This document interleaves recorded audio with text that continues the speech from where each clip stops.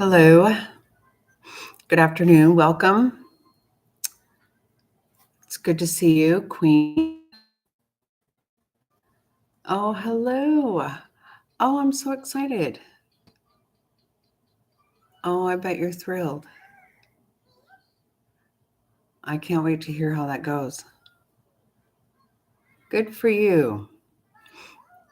Good for you, Alberta. I'm glad to hear that.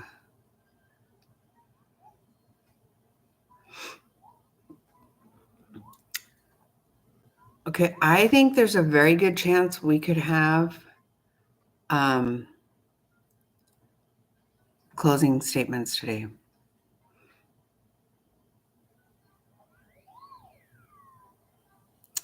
Oh, wow. Really? A year. Wow. That's a long time, but wow.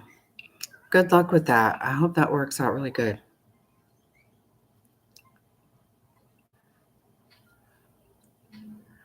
Hey, Frazzled. Good to see you. Yeah, I think that we will get them. I do believe that. I think we're going to get it. I think it's probably going to be kind of boring. I don't know.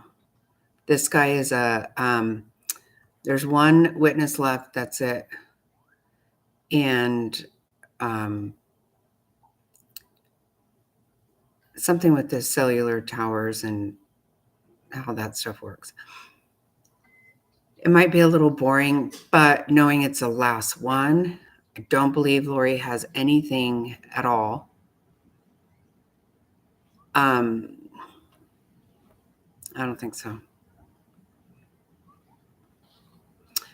Oh, okay.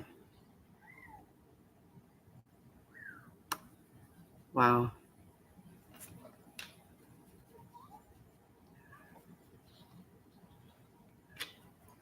Yes, yes.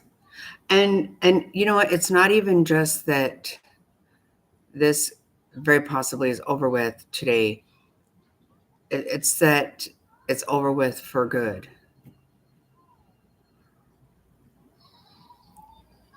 You know, Idaho did not let her have all kinds of interviews and all this nonsense.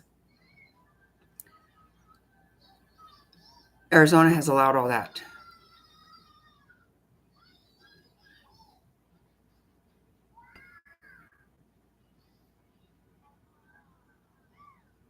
Oh, wow. Yes. Yes. I hope she goes away. Yeah. Just stop talking. Yes. That's it. That's it. You got to wonder, right? Hey there, friend. Good to see you. Yeah. You know, that's true. Today is the last time, right? Well, I mean, she'll come in for sentencing, but sentencing, I think she'll be in her orange jumpsuit. Pretty sure. I guess I don't know that. But anyway, she did file trying to get rid of Judge Green now also, who has not ruled the way she wanted to, and getting rid of Bresky. And she also said that she was scared of Bresky. He was mean to her, wouldn't let her have water. Yeah, she's just filing like mad. Hey, Beck.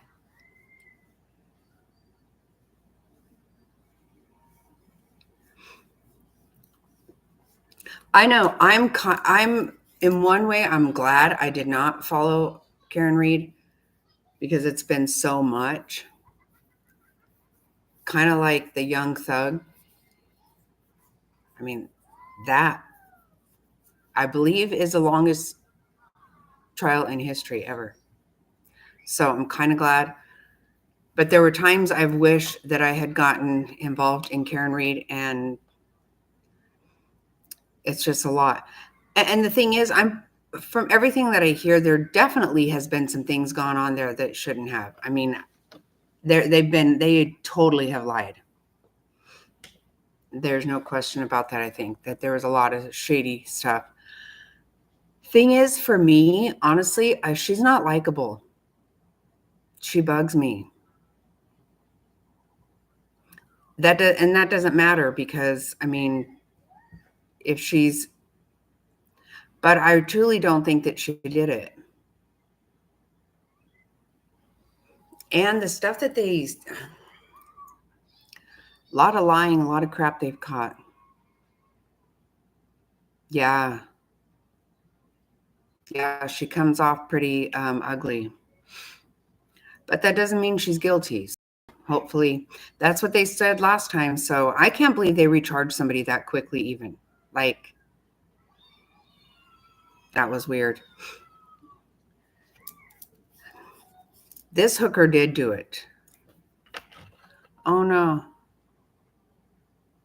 Oh, gosh. Oh, poor baby. Oh, I'm sorry.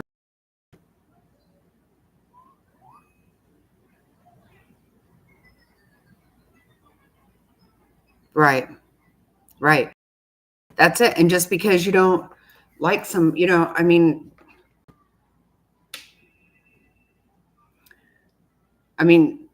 Lori did do this. She just did.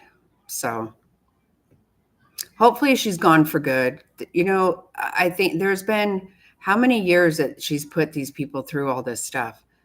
It's just horrible. It really made me sad the other day that Colby was saying it was the 5th year anniversary of him finding out that the kids were buried in Chad's yard. And he said he's still like, well, he had just called his wife recently and said, they're actually all gone. Everybody's gone.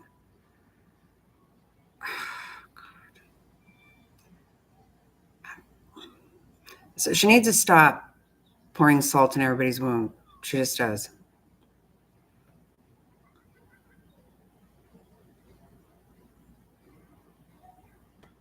Oh, his poor tummy. Are you giving him, what about popsicles?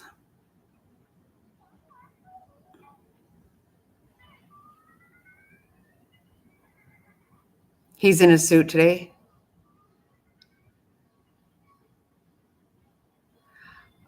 Oh, wow. Oh.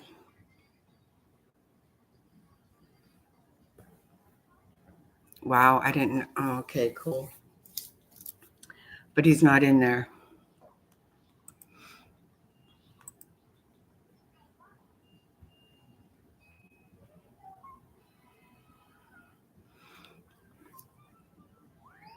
But he might eat popsicles, and that would be.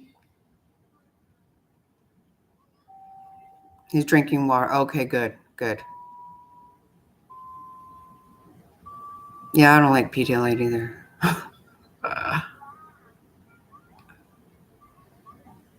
Oh, really? Oh, gosh.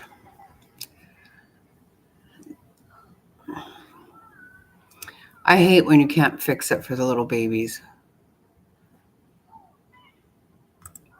And they don't feel good.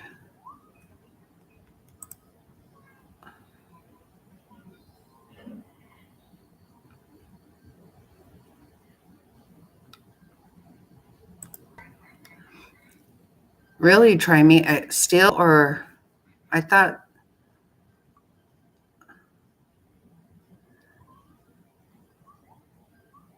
somebody just got over that at your house. I think it kind of it just is almost a nonstop. Definitely once they go to school and stuff, it's constant.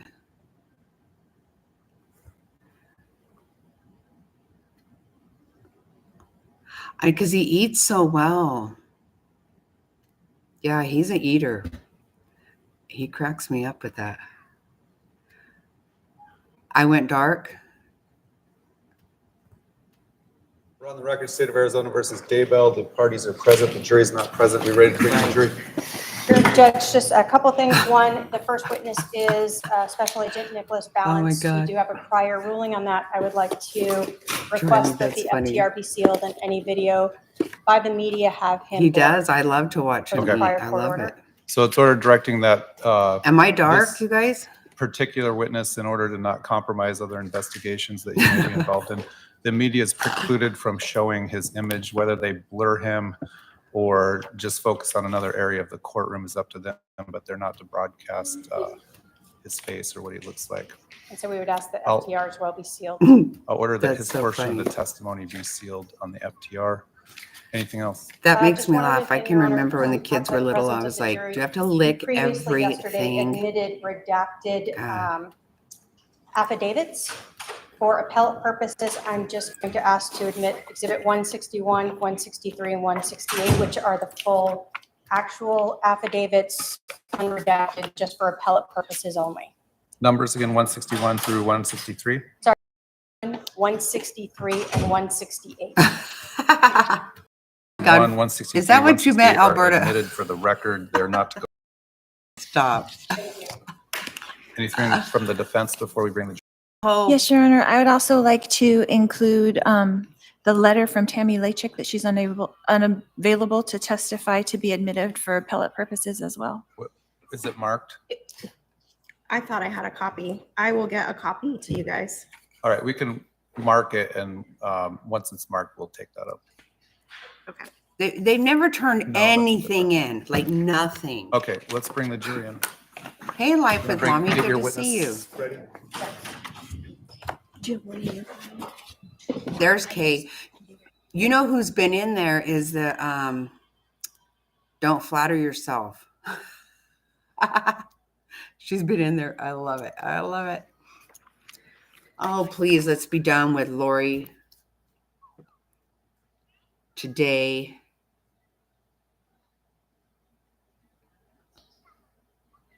You know, he's happy because he wants her out of his life. You know, that's what she don't get. He can't stand her any more than she can stand him. Yes, everybody, Alberta's new service baby is going to be full-time starting Monday. Move-in date. All right, please be seated. The jury is present. The state can call its next witness. They call Special Agent Nicholas Balance. Sir, you're going to come up right here in front of my clerk and she'll swear you in. Yeah. Very exciting. Spell your first and last name? I will shut up now.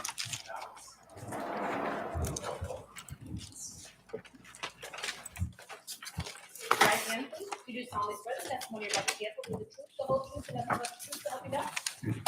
Up around the court reporter, up the.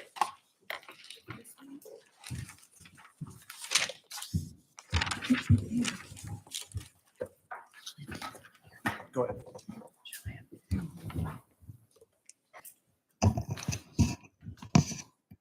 Would Hey, you please Mama. introduce yourself to the jury? Yes, my name is Nicholas Balance. Last name is spelled Ballance, and I'm a special agent with the Federal Bureau of Investigation.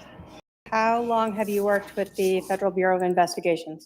Since June of 2016. What are the different jobs you've held while working there? We're so excited about So your I've baby. served as a special agent as well as a period of time as a supervisory special agent. And currently I'm assigned to the Salt Lake City Division and work out of Boise, Idaho. Now, prior to becoming a special agent with the FBI, did you have other law enforcement experience? I did. Oh, I we served love as you a too, deputy Mama. U.S. Marshal for 9 years prior to working for the Oh, FBI. Now, as an agent with the FBI, have you been serving as a cast field asset? Yes. So I'm a member of what's called the Cellular Analysis Survey Team, or CAST for short. And it's a specialty that utilizes cellular records as a part of investigations, trying to determine where a phone was whenever that has any significance to a criminal investigation. How long have you been doing that? I've been certified since October of 2019. When you were working for the U.S. Marshals, did you do any work with cellular phones there? I did. I was assigned to locating fugitives for a significant period of time with my career with the Marshal Service. And so I was able to use cell phone records to aid in locating fugitives successfully on several hundred occasions. Can you tell us the education or training that you have to become a cast member? Yeah, so for the FBI with CAST, it starts with an application process where you would express interest in getting into the program. And then there's multiple trainings that you would go through before you're considered certified. It would start with our basic course, which is a 2-day course. During that course, you're looking at cellular theory and discussing the different cellular providers that, the major ones in the United States, and looking at records and putting those records onto a map. If you complete that successfully, you would go to our advanced course. In the advanced course, it's a little bit more in depth than basic, talking about some of the same topics, but you're also provided practical tests that you have to turn in, and then those tests are graded. At the conclusion of the advanced course, if you complete that successfully, you would go on to our what's called CIRA. It's a 3-day course, or was when I went to it, and it's our critical incident readiness exercise. So as a part of that training, there's no instruction. You're just presented with problems and practical scenarios that you would have to go through, map out records, and reach a conclusion. And it's supposed to simulate like a command post style environment where you're getting information rapidly as a part of the training in a short duration. If you complete that course, you would go to our 4-week certification, and that is extensive classroom lecture that includes radio frequency professors that are teaching about in the field of radio frequency. We also get instruction from the major providers in the United States for the cellular industry, to include their engineers as well as their subpoena compliance personnel. On top of that, we have a practical exercise that's assigned to us that we have to work from beginning to end, that culminates into testifying at the end and presenting a report and being challenged on that report, both by prosecution and defense that are simulated role players. At the conclusion of all of that, you would be considered certified as a member of CAST. Do you have any annual recertification types of trainings to remain active as a cast member? Yes, so we have to complete a certain number of record analysis during that each year. And on top of that, we have a 1-week certification conference that we attend each year that includes updates from the major providers in the cellular industry, as well as updates when it comes to the field of cellular technology from radio frequency engineers. And that's each year that you're in the program. Okay. Have you previously testified as an expert in the area of cellular analysis? Yes, ma'am, I have. And as a cast member? Yes. In this case, were you asked by the Gilbert Police Department to analyze some cell phone records? I was. Were you provided with cell phone records for a Lori Vallow for a 480, 489, 4652? Yes, ma'am, I was. Were you provided with cell phone records for an Alexander Cox for the phone number 480-351-9120? Yes, ma'am, I was. And were you provided with track phone records for a cell phone purchased from a Walmart in Idaho Falls, Idaho, with a phone number of 304-960-5998? For that one, I was from Track Phone as well as from Verizon. Okay. Were you also asked to include or analyze some Google historical location data associated with a Google account, homerjmaximus@gmail.com? Yes, ma'am, I was. Can you tell us what is historical location data? Yeah, so Google offers a range of services with their products, and one of those being location history. So if you were to opt into location history on your Google account, what that would do is Google would maintain different locations that the device that's reporting that location information where it was historically. So if the user has that active, it would depend on the specific phone that was relaying that information to Google. So as an example, if I have a Google account and I have 3 different phones, I could access that Google account from all 3 of those phones, But if only one of them I've opted into location services, then any of the location history that Google maintained would only be associated with that specific phone for the location of where that phone was. But the data overall from Google, they might provide information from all the devices though, in terms of like searches that were done. Correct. And again, it depends on how the user has their account set up with what information is going to be maintained by Google, specific to the many different products that Google has and offers to a user. Okay.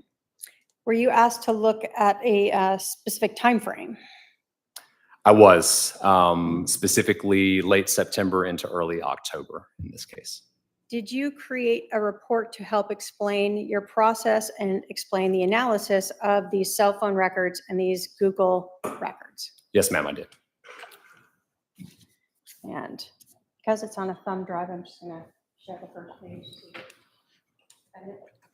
And it's 189, if I can have my paralegal.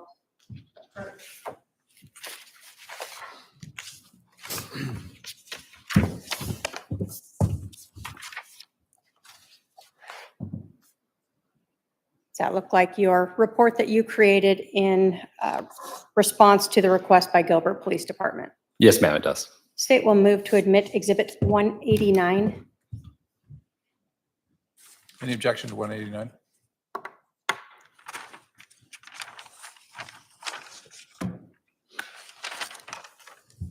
All right, 189 is admitted. If I may publish.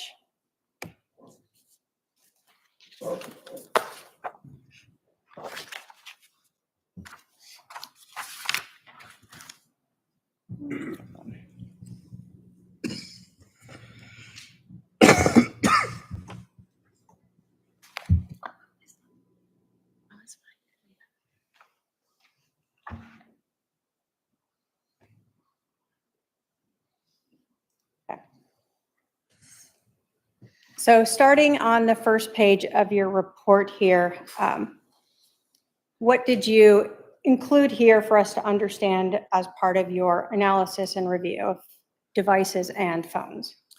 So this is basically the cover sheet that I would put on all my reports, and it's showing the specific accounts that I did analysis for. So in this case, the 3 telephone numbers are listed at the top, one ending 4652, one ending 9120, and one ending 5998. Additionally, in this case, since I analyzed Google location history, the account that Google location history was associated with is listed.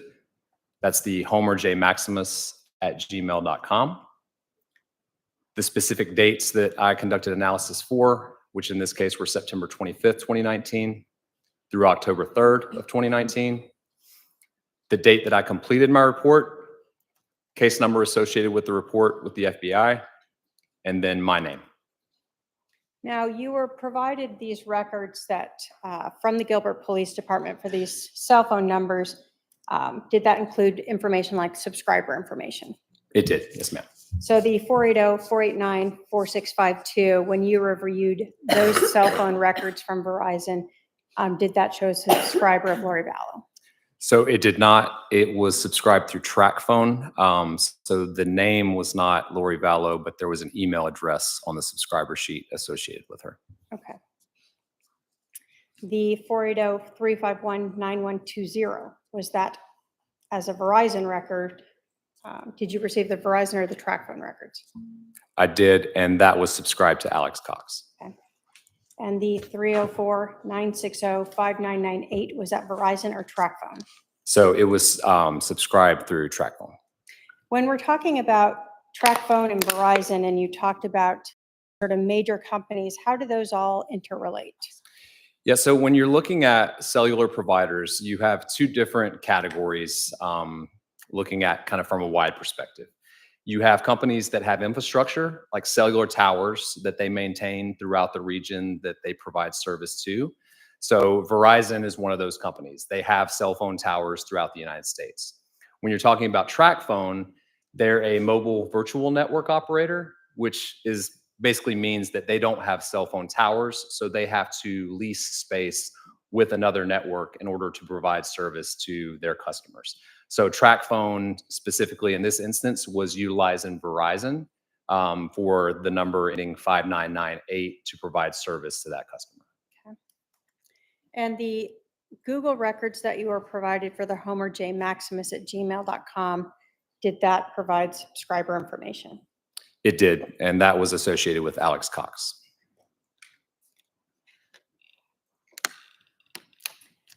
The second page of your report, what is this telling us about in terms of your analysis and explanation?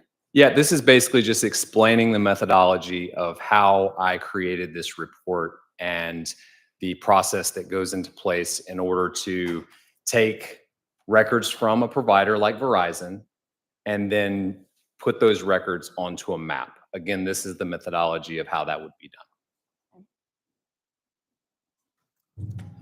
The third page here, one of the things that stood out was the time. We've heard about universal time. When you are looking at most or all of these cell phone records, were you provided the times in universal time, UTC time? Yeah, so depending on the provider or the company that's providing records, kind of the biggest difference that you'll see in the different records types is a lot of them will provide records in different time formats. So specific to Google, they provide their records in what's called UTC time. And so that's just a time standard to where if you wanted to do the conversion and see what time that was in the area where you're at, you would have to do a conversion depending on what location you were in order to get it into the local time. So when you were mapping these cell phone records and these Google location device records, were you converting them for the purpose of your report into the local time, either Arizona or Idaho? Yes, ma'am, that's correct. So while we're going through your report, all of those times will reflect either Idaho or Arizona, depending on where we're looking at. Correct. And the report will reflect those times as well. What do we see here and what is this explaining to us? So just to talk briefly about how cell phones work and kind of how we're utilizing the methodology that I spoke of to map and estimate where a phone was historically. One of the things that we look at is how far a cell phone tower provides coverage to. That's usually one of the major questions. So typically a cell phone tower density map is going to look very similar to a population density map. So here we're looking at the city of Phoenix, and as you can see, there's a couple of towers in downtown Phoenix and in the urban areas of Phoenix. Those towers are going to provide coverage to a much smaller area due to the number of users that are needing to access a particular carrier. As you get more to the rural areas, you can see that those towers are more spread out, and towers in rural areas are going to have a larger coverage area just because there's not as many people in those locations. And what is this page 5 reflecting? This is just an example of, if you look at the second tower from the left, traditionally in the day, that's what we saw cell phone towers look like. Now there's more of a push to make them more aesthetically pleasing. So as you can see, like with the cactus, that's actually a cell phone tower, trying to disguise it so it's not looking like you have all this different metal around an area. Page 6, what is this explanation for us in terms of what we've seen for your analysis? Sure. So whenever I'm mapping a estimated location of where a phone was, I'm looking at a traditional tower has 3 sides. So if you look at the graphic on the left, you're looking at the tower itself, and then there's 3 sets of antenna facing 3 different directions on the tower. So if you look at the graphic on the right, that's looking from the top down. And so the cell tower is pushing out coverage kind of 360 degrees. But what providers do is they put different sets of antenna on that tower in order to optimize their network and divide that coverage up into different sectors. So whenever I'm looking at a call detail record and I'm seeing a particular call that might be of interest to an investigation, I would then look at the tower and sector that was used. So that way I can plot that tower onto a map and I can see what direction from the tower that specific sector is providing coverage to. So again, this is a traditional tower, but it's divided into 3 equal parts with sector 1, 2, and 3. And in my tower list, I'm able to see the tower that was used, and I'm able to see what's called an azimuth, which if you're not familiar with that, it's basically just showing me what the center line of a sector, what direction it is coming from the tower. So if you're looking at this particular graphic on the right, you can't see the 0, but it starts with 0 and goes all the way around to 360 degrees like a compass. So the center line of sector 1, that azimuth would be 0 degrees. Same thing with, if you look at sector 2, the azimuth on sector 2 would be 120 degrees. So that azimuth allows me to estimate the location of where a phone was in relation to where that tower is.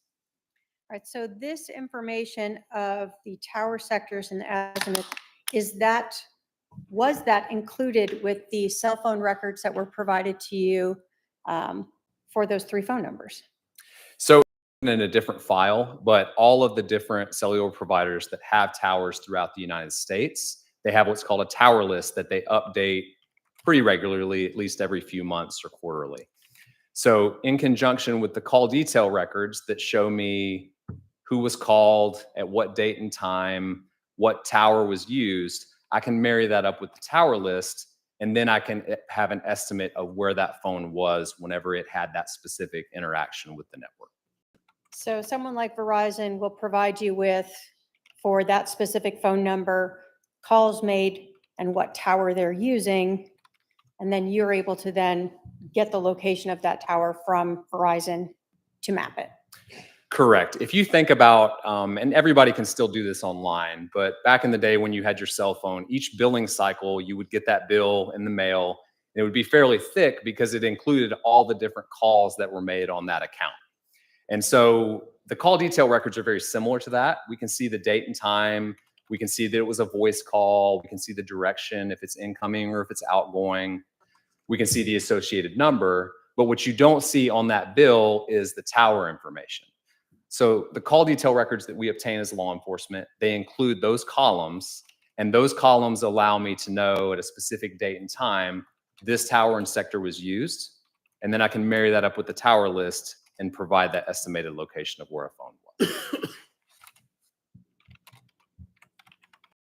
So what do we see here on page 7? We have a legend for us. Yeah, so this is depicting how I'm going to display different pieces of information on my report. So starting at the top, you're looking at Verizon towers are going to be represented with red dots. That's going to be important because when I talked about before, where you're looking at the density of Phoenix and towers are going to provide coverage to a smaller footprint in an urban area where there's towers close by, it's important to note where other towers are in relation to the one used. Because typically what we see is that a tower provides coverage to the next tower. So that's what allows me to estimate the coverage area of a tower and sector that was used for a particular interaction. Next, we see how we would represent the tower and sector. So the blue, black, and the red are going to be the 3 different phones in this case. So if you look at the blue, that's representative of a tower and then the direction from the tower that that sector is facing. So the blue graphics are going to represent the phone number ending 4652. Black will represent 9120. And red will be representing 5998. Additionally, you see to the right, the call information box. So whenever a phone has an interaction, you have that line in a call detail record, just like I talked about on the phone bill. I'm going to represent that particular call with the information that's provided from the carrier here. So you'll see the tower information at the top, the target number that it's associated with. So what record that particular line came from, what account, the date and time, direction of the call, duration of the call, type of the transaction, the word I mentioned earlier, azimuth, which gives us the direction from the tower that that specific interaction took place, and then the associated number. And then additionally to the left, you'll see a call information box where there's data interactions between a phone and a network, There's less information there, but you'll at least see the date and time and the direction from the tower that that sector faces. So these are things we will see in the mapping that you did for this case. Yes, ma'am, that's correct. Oops, hold on.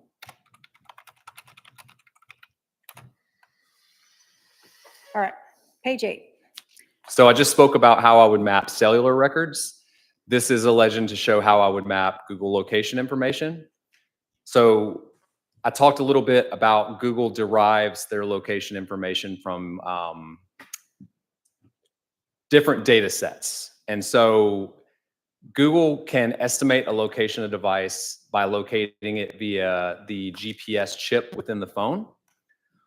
It can do it via Wi-Fi as well as cellular. Specific to this case, we're only going to talk about locations that were derived via GPS and Wi-Fi. And so that's the icon that will be representative of that specific location line in the Google return. You also see a margin of error, which is showing Google in each specific line where they locate a device, they provide the estimated margin of error associated with that specific locate. So there will be a circle around the specific locate on the map. And then also, depending on if it's only a few locations, you'll see the information box with the specific date and time. If there are a significant number of records on the same map, it would be very difficult to read to put every single information box associated with each line. So you'll see a summary box, which is going to include the number of records that are represented, as well as the margin of error associated with each record and where it was sourced from. I'll also point out here that I know I mentioned it before, but all of the Google location history in this case is going to be reported from the device ending 9120. All right, so the 9120 number is the phone associated to Alex Cox, or Yes. subscribed to Alex Cox. That's correct. So whenever we see Wi-Fi or GPS, it's from Alex Cox's cell phone. Correct. Now, you talked about a margin of error, and we see on page 8 here the R14. Can you tell us what that means? Yeah, so if I were to map a latitude and longitude that Google provided onto a map, they also provide the margin of error. So I would place that icon on the map, and then I would look at the margin of error column. So it's represented by R and then a number, and that 14 there, that means 14-meter radius from that mark on the map. The radius would be 14 meters, and then draw the circle around at that 14-meter radius. That's the margin of error that they're reporting. So does that mean if you are told that the phone is at this GPS location, and there's a margin of error of 3 meters, that the phone could be anywhere within a 3-meter diameter of the spot? Yes, and that's how Google's reporting it, so that's how we're mapping it. Okay, and so when we see the circle that's shaded, is that your depiction of the margin of error that was provided by TracFone or by Verizon? So that's the margin of error provided by Google. Or Google, sorry. All right. And so again, we will see those icons and those circles for the margin of error for the Google records on your mapping. Yes, that's correct. What do we see here in this legend? So these were addresses that the investigative team provided to me that were of significance to this investigation. And so it's got the address associated with each one, but when I represent them on the map, it's going to be utilizing the icons to the left. So you had Brandon Boudreaux's address, 3875 East Phelps Street in Gilbert, Arizona, as one of the places for you to have a point of interest. Yes, ma'am. Correct. And then 2 different units at 565 Pioneer Road, apartment 175 and apartment 107. Yes, ma'am. That's correct. And then a self-storage plus on Airport Road in Rexburg, Idaho. Yes, ma'am. Correct. And then a Walmart at Idaho Falls, Idaho. Yes, ma'am. And then also a Melanie Boudreaux residence in Gilbert, Arizona. Yes, ma'am.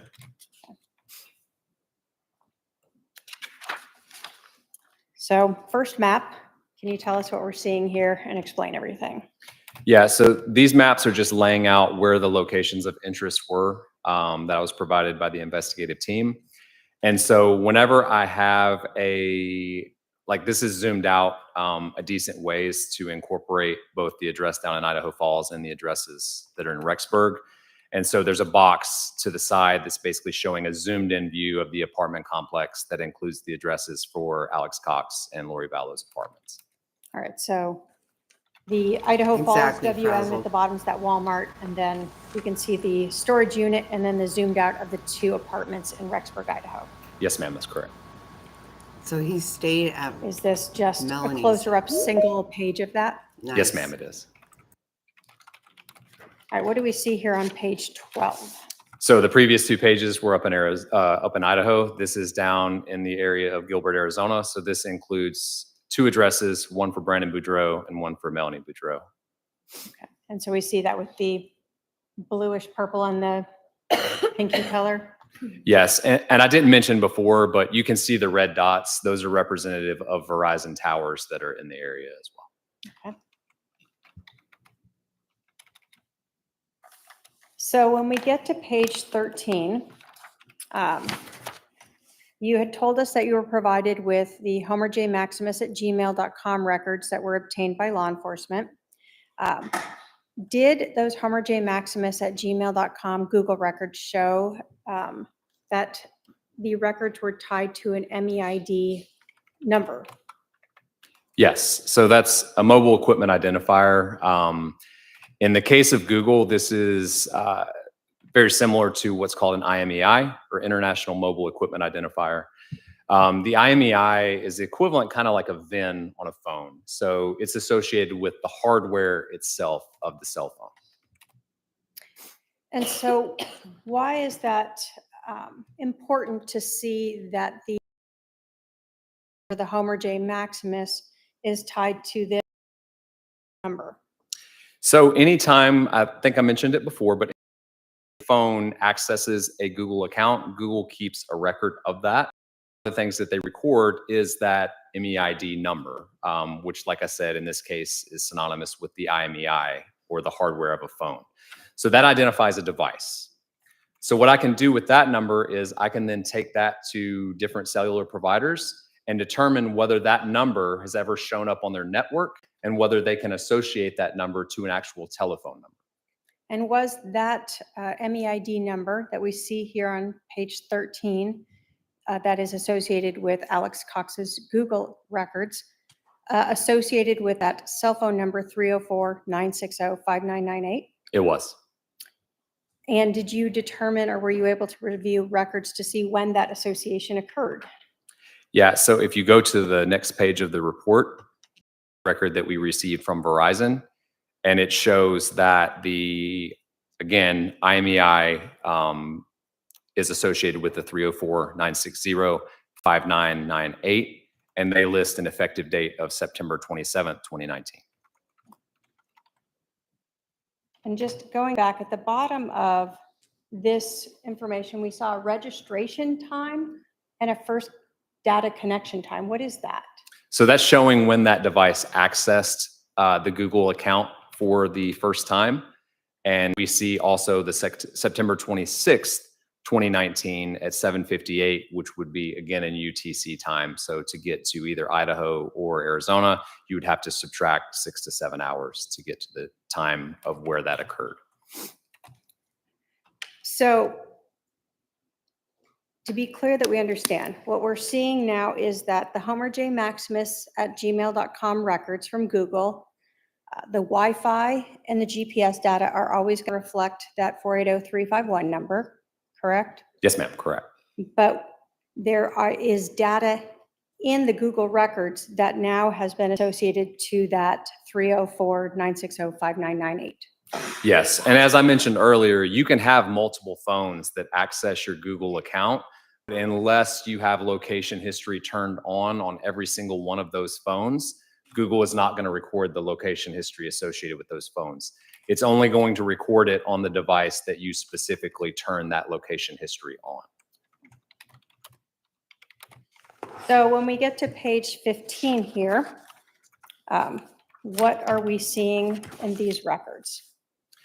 So whenever you have a phone that is like in this instance, purchased through TrackPhone, but utilizing the Verizon network, there's two different places that law enforcement has to go to get the complete set of records. So we would have to go to Verizon in order to see the call detail records and what towers are being utilized by that phone. But the point of purchase and subscriber information, we would need to go to TrackPhone. So specifically, this is the point of purchase information from TrackPhone associated with the number ending 5958. So this tells us that this 5958 track phone was purchased at a Walmart at Idaho Falls, Idaho. Yes, correct. And when does it show that being purchased? So it shows it being purchased on September the 25th, 2019 at approximately 7:10 p.m. Okay. And does it show a store number of 5494? Yes, ma'am, it does.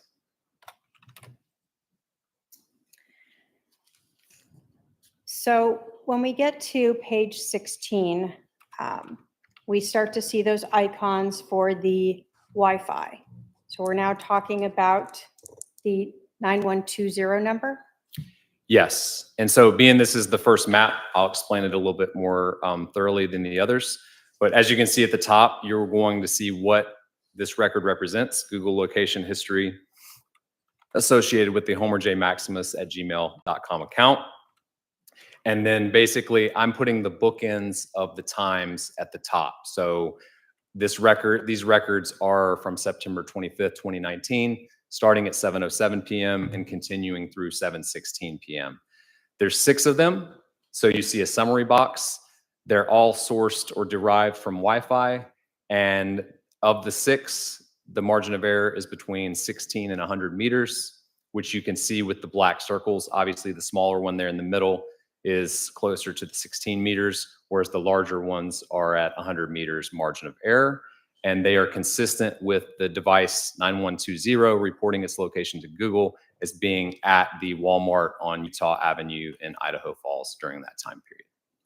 So basically the 9120 cell phone is reading Wi-Fi signals around it and reporting that margin of error to Google. Yes, and one thing I didn't explain earlier is that whenever a location is derived from Wi-Fi, it doesn't mean the device was connected to specific Wi-Fi points. It just needed to be in range of those Wi-Fi points and see it. So if you've ever experienced where you're going through the airport or you're looking at your location on Google Maps and it says turn on Wi-Fi to get a more accurate or precise location, it's because Google has a pretty vast database of knowing where Wi-Fi access points are throughout the United States. And so if I'm sitting here and I'm close to a McDonald's that has a Wi-Fi hotspot on it, and my phone sees that Wi-Fi hotspot, I don't need to connect to it for Google to know that that specific Wi-Fi hotspot is located at a specific address. And then Google can estimate my location based on seeing those different Wi-Fi access points. So in this case, we see the phone that's subscribed to Alex Cox, that's using his Google account, is at this Walmart in Idaho Falls between 7:07 p.m. and 7:16 p.m. Correct. I would say it's consistent with being at that Walmart. And so we had seen in the prior slide that the track phone, the 304-960-5958 number, was purchased around 7:10 p.m. Yes, ma'am, that's correct. So this phone associated to Alex Cox is utilizing or is reading the Wi-Fi around it and providing this data around the same time when that track phone, the 304 number, is being purchased at that Walmart. Yes, ma'am, correct.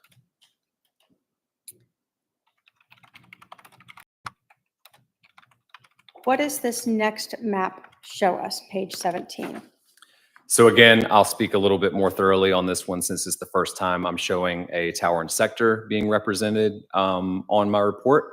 So again, at the top, you see the tower interactions and the number associated with it is going to be the number ending 4652. The date, again, I'll usually book into this unless everything occurs within that same minute, but we're looking at September the 25th, 2019 at 7:08 p.m. And we see 2 incoming calls that occur, and 4652 is utilizing a tower and sector that is in close proximity to that same Walmart on Utah Avenue. Now, when we are looking at this cell tower usage, do you know whether or not that phone has to be within that azimuth? Sure. So whenever you're talking about radio frequency propagation and what the footprint of a tower's coverage area looks like, it's definitely not best represented by lines in the sand. It's more representative of like a cloud, to where if you look at the lights in this courtroom, you have the light that's shining up in the corner there, and you can see it pretty bright on the wall. But as you get farther down the wall, that light starts to dissipate and starts to get more and more dim. There's not just a line up there on the wall where the light ends. Radio frequency can be looked at the same way. So that signal is going to dissipate as it gets farther and farther away from the area where it's meant to provide coverage to. And so when you're looking at how I'm depicting this on a map, I'm showing the sector based on the azimuth and both sides of what the endpoints of that sector look like. But I would expect to see a phone that is in close proximity to that line potentially still be on a sector, even if it's not within that parameter. All that to say that when I look at this particular graph, I would say that tower and sector is consistent due to the close proximity. Is that the number associated to Lori Vallow is utilizing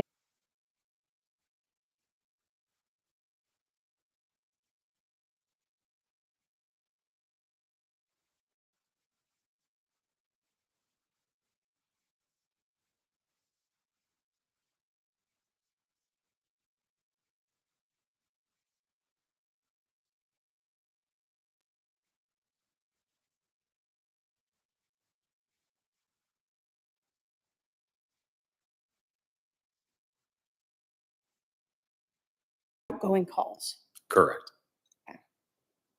And it's using a tower that would be consistent with covering the apartments for Lori Vallow and Alex Cox. Yes, ma'am. All right, what do we see here? We're still on September 26th and Yeah. around the Sorry. 2 minutes from the Oh my previous gosh, I was map. muted. Yeah, so Okay, this sorry. is just a record I in don't know close what proximity happened. in time, showing a Google location record where the number ending 9120 was reporting its location to Google as consistent with being at Alex Cox's apartment. That's on September the 26th, 2019 at 11:33 p.m. So we see the track phone from Walmart using a cell tower at 11:31, and then we see Alex Cox's cell phone, I guess, reading Wi-Fi at 11:33. It's reporting its location to Google Okay. at 11:33. You've jumped ahead a couple days. So we had September 26th. Now we're looking at September 30th. Yes, ma'am. What are you depicting here, and what did you find from the records that you reviewed? So this is showing on September the 30th, 2019, between 4:32 and 4:37 p.m.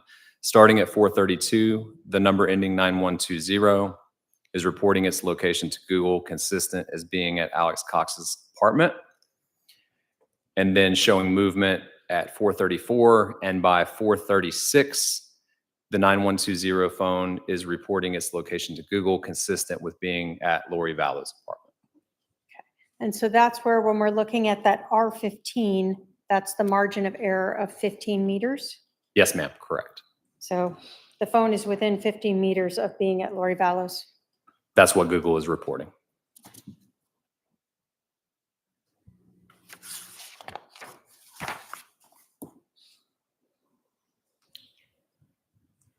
We're still at September 30th here. Yes, ma'am. And so that's looking at the remainder of the day, going from September the 30th, from 4:38 p.m. all the way to 11:59 p.m. Approximately 94 different records all consistent with the number ending 9120 reporting its location to Google as being in the area of Lori Vallow's apartment.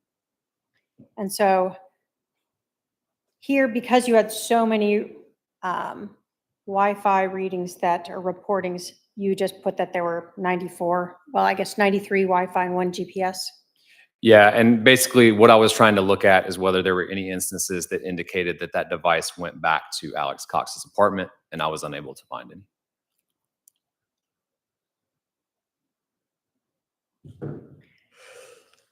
So we're on page 22. What are we now seeing here? So again, at the top, I'm basically bookending the dates and times. So we're looking at two different uses of the Verizon network by the number ending 5998. The first one is on September the 30th at approximately 12:34 p.m., utilizing a tower and sector that's up in Rexburg, Idaho.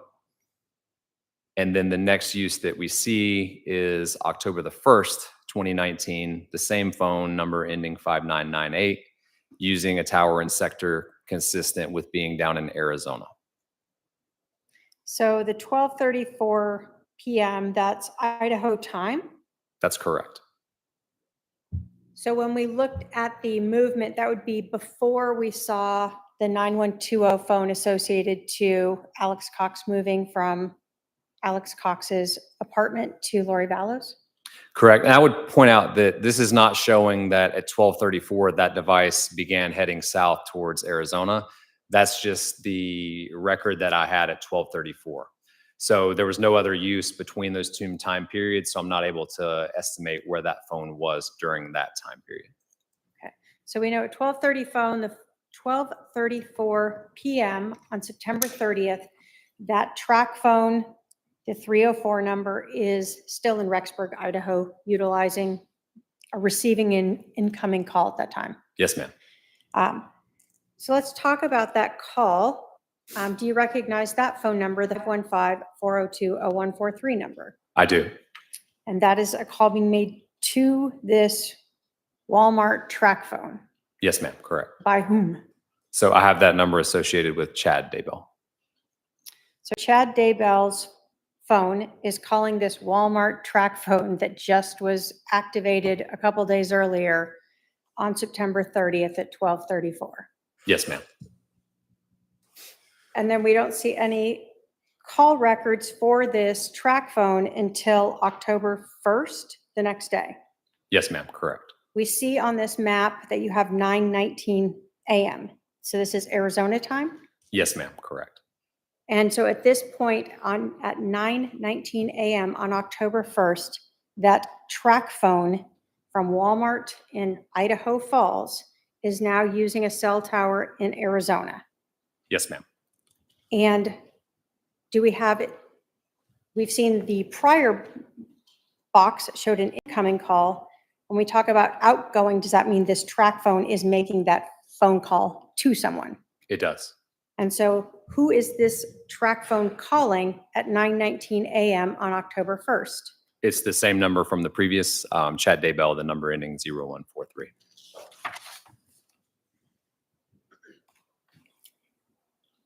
So map 23, what do we see here? So since this is going back and forth between Arizona and Idaho, I tried to put the map that it represents, just in case you're not familiar with a specific area. But this is showing on October the 1st, 2019, between 2 p.m. and 2:59 p.m., movement of the 9120 phone because it's reporting its location to Google as being 3 different locations along East Center Street in Rexburg, Idaho.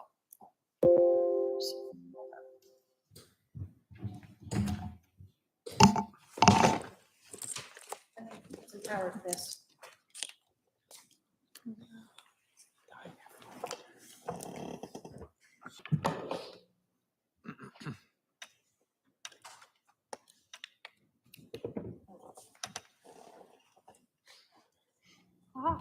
All right, so October 1st, 2:56 p.m. to 2:59 p.m. Idaho time, we see the or the 480351 number associated to Alex Cox. His Google is reporting this location data. Yes, ma'am.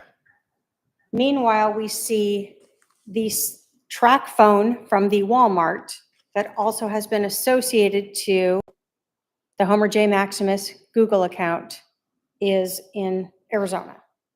Correct.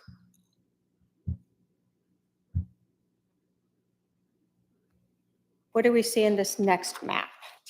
So this is looking at October the 1st, 2019, from 3:10 p.m. to 3:36 p.m. The 9120 phone is reporting its location to Google, consistent with being in the area of the Self-Storage Plus in Rexburg, Idaho. So did you ever view video from the self-storage unit from this time period of October 1st, 2nd, and 3rd? I believe I did, but it's been some time since then. You show some records there, so you were provided at least with information. Let me ask you this. Were you provided with information that Lori Vallow had rented a storage unit at this location at 433 Airport Road in Rexburg, Idaho? I was, and one of those pieces of information was the receipt that you can see on the that page of the report. And so when we're talking about, it was one of the locations in the original map we were asked to look at during this time period. Yes, ma'am, correct. So to understand what we have going on October 1st, we have Lori Vallow renting a storage unit in Rexburg, Idaho at this time on October 1st. That's based on the receipt that I was provided. Okay. That would be the And extent of my knowledge. At the same time, you have the cell phone associated to Alex Cox reporting Wi-Fi and GPS location data to the Google at the same time that this is all, that Lori Vallow is renting this unit. Yes, ma'am, correct.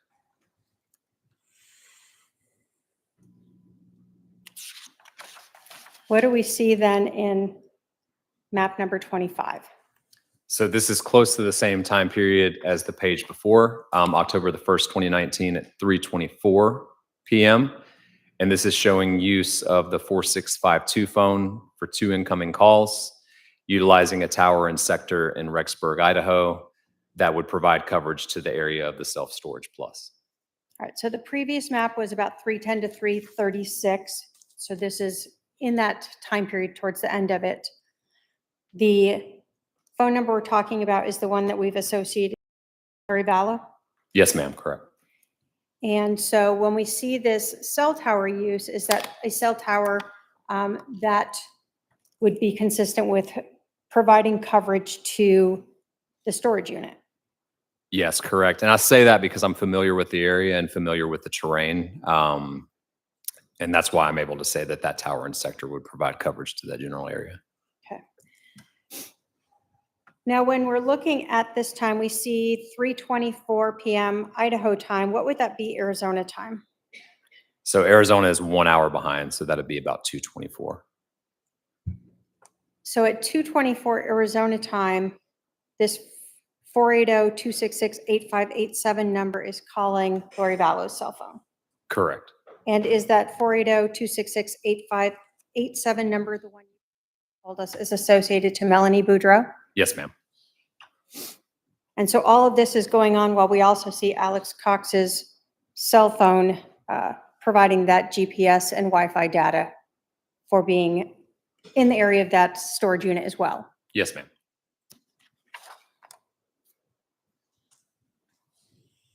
So we're continuing on October 1st in this, still in Idaho? Yes, ma'am. This is October 1st at 5:17 p.m. Again, the 9120 phone is reporting its location to Google, consistent with being in the area of the Rexburg, Idaho temple.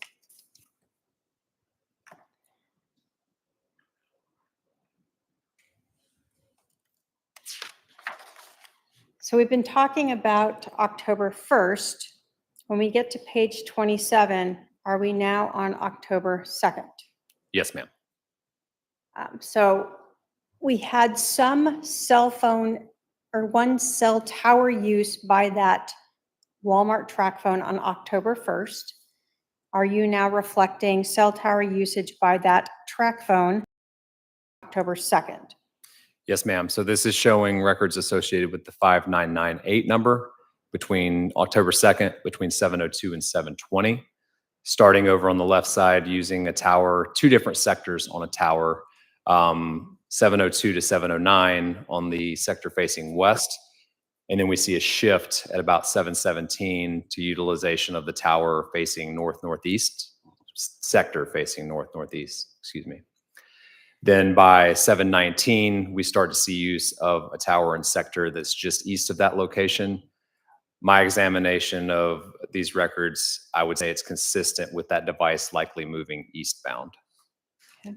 So from 7:02 to about 7:18, the Walmart track phone from Idaho Falls, Idaho, is using cell towers in the area of Melanie Boudreau's residence. Yes, ma'am, that's correct. And then after 7:18, that cell phone, track phone from Walmart in Idaho Falls, Idaho, is now utilizing a cell tower closer to Brandon Boudreau's residence. Yes, ma'am. Is this a continuation of that morning reflecting that Walmart track phone? Yes, ma'am, it is. Can you tell us what this map is showing us? So this is showing the same thing, the 5998 phone on October 2nd between 7:22 and 7:24, utilizing two different towers, and specifically the tower more in the middle of the page, two different sectors on that tower, consistent with being in the area of Brandon Boudreau's residence. So from 7:22 to 7:24, we're seeing cell tower use from that Walmart track phone, consistent with it being in the area of Brandon Boudreau's residence. Yes, ma'am. And this is the same cell phone we're talking about that has been associated to Alexander Cox's homerjmaximus@gmail.com Google account. Yes.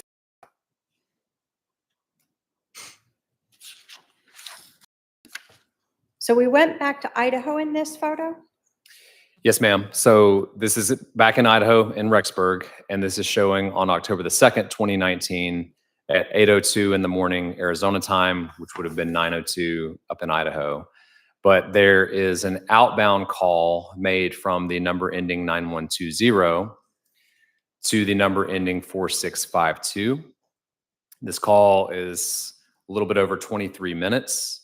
And during the call, both phones are using the same tower and sector, both of which provide coverage to the apartment complex that had Lori Vallow and Alex Cox's units in it.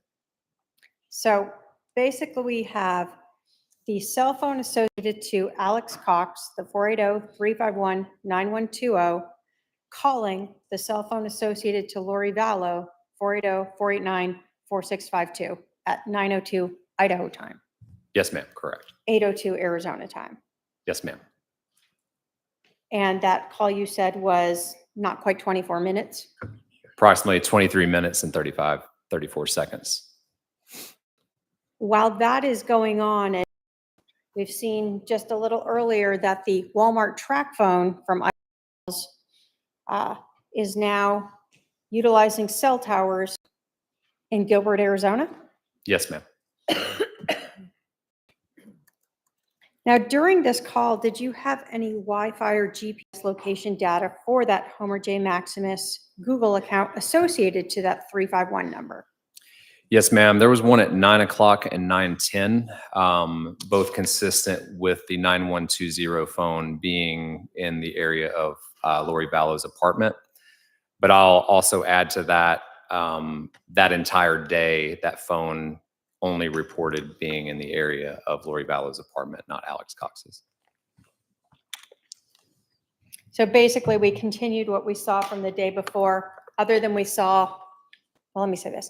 So we saw the phone going over to the phone being the phone number associated to Alex Cox, the 9120 on the 30th, move over to Lori Vallow's apartment. Consistent with that, yes, ma'am. And then we saw location data provided to Google for that same phone, the 9120, moving at some point away from Lori Vallow's residence, going to, for instance, on the first, an area near the self-storage unit, Yes, ma'am. going to the temple, Yes, ma'am. and then returning back to Lori Vallow's apartment. Yes, ma'am. And then we have on the 2nd in the morning, this phone call between Lori Vallow's cell phone, the one associated with her, and Alex Cox's cell phone, or the one associated with them. Yes, ma'am.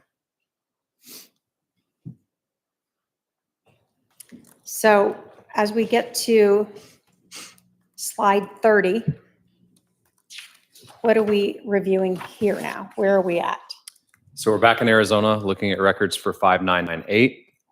Here we're looking at October 2nd between 8:39 and 9:16 a.m.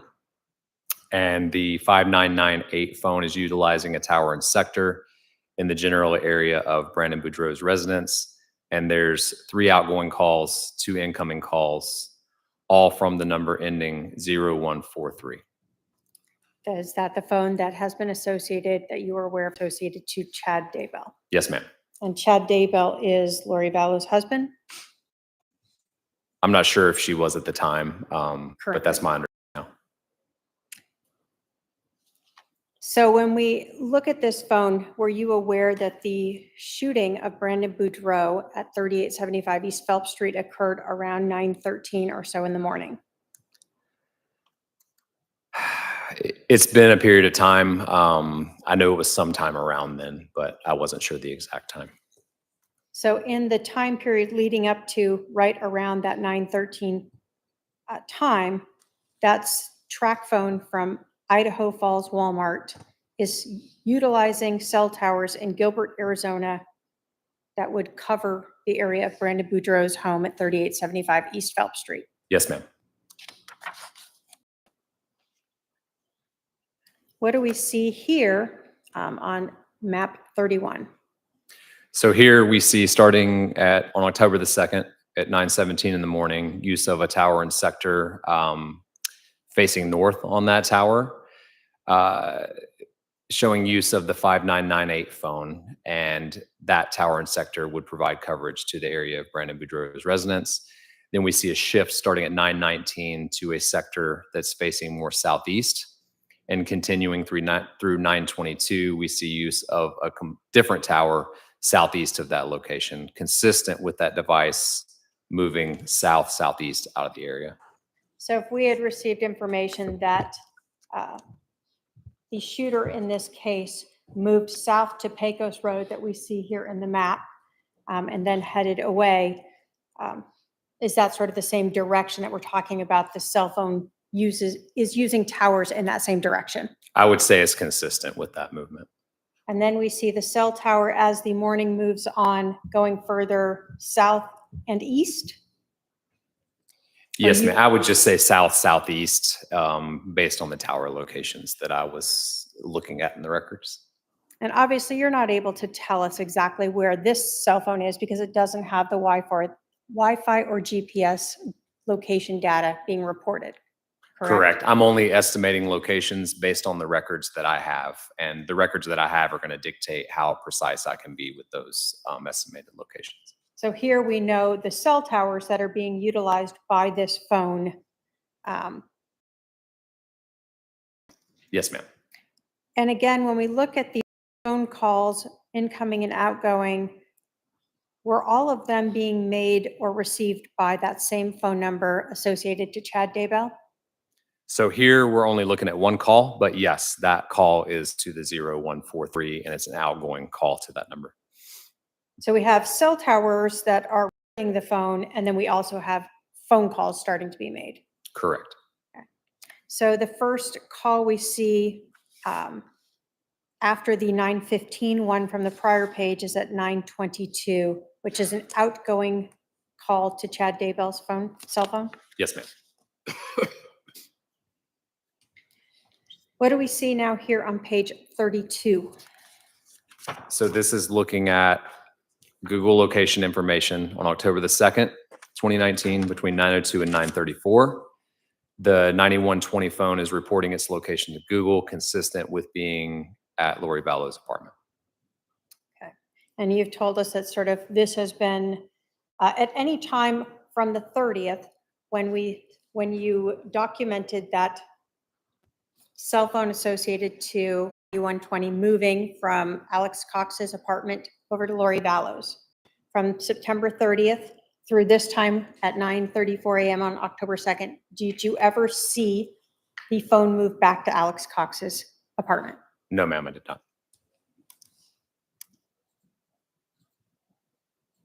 Slide 33. So this is back in Idaho, showing the usage of the number ending 4652 on October the 2nd from 8:50 in the morning to 9:46 in the morning, sticking with Arizona time based on the fact that there was an incident that occurred in Arizona. So between 8:50 and 9:45, there's 5 instances where that phone is on the network and utilizing a tower and sector consistent with providing coverage to Lori Vallow's apartment. And there's 2 outgoing calls, 3 incoming calls. There's 1 outgoing call to the number ending 8587, which was associated with Melanie Boudreau. That call's a 35-minute call. And then there's 1 outgoing and 3 incomings with 0143. That number I had associated with Chad Daybell. So since this is Arizona time, at 8:53, this would be before the shooting occurred in Arizona, if that occurred at 9:13. Yes, ma'am, correct. Okay. So prior to the shooting in Arizona, we have an outgoing call to the number associated to Chad Daybell, Yes, ma'am, at 8:50. and then an outgoing call associated to a phone for Melanie Boudreau, and then an incoming call associated to the number for Chad Daybell at 9:01. Yes, ma'am. And then there is a break in time before there is an additional incoming call at 9:44 and 9:45, both of those from the phone associated to Chad Daybell. Correct. And I would just point out that that 1 call at 8:53, that's an outbound call to the number associated with Melanie Boudreau, is a 35-minute call. So it could have spanned a large portion of that time window. So when we see the incoming call at 9:01, how does that work if she's on the phone outgoing? I need to look at the specific call detail record, but that very well could just be call waiting to where both calls occurred during that same time window. But I wouldn't be able to answer that question with the records I have in front of me. That call is just 2 minutes, 2:09. Yes, ma'am. And then when we see the 9:44, we see that's just a 3-second initial call. And then at 9:45, a 7.5-minute call. Yes, ma'am. Correct.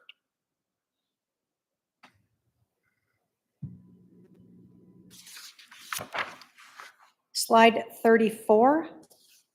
What are we seeing here?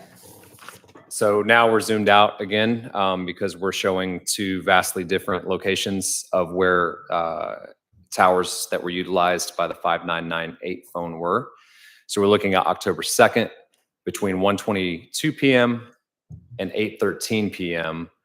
Starting at 1:22, the 5998 phone is utilizing a tower and sector in Arizona, kind of northeast of Phoenix.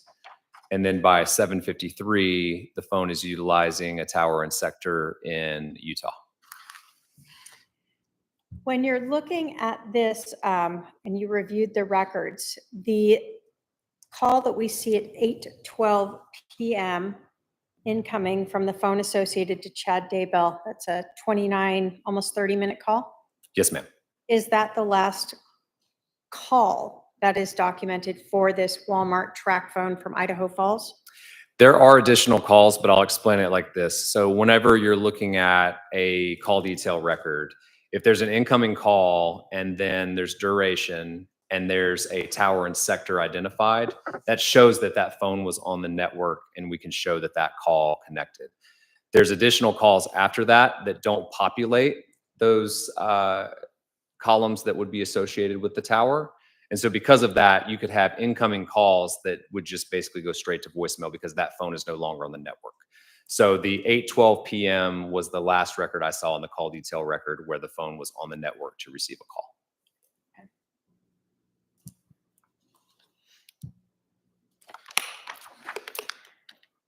So slide 35, what state are we in? What are we seeing here?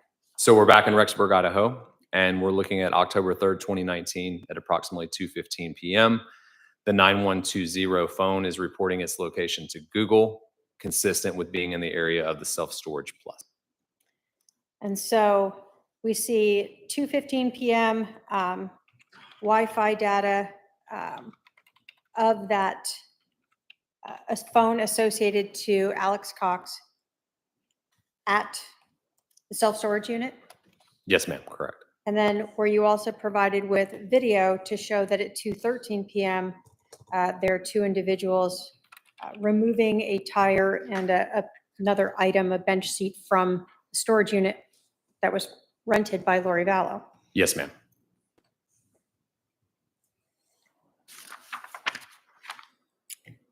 Slide 36, what does this show us?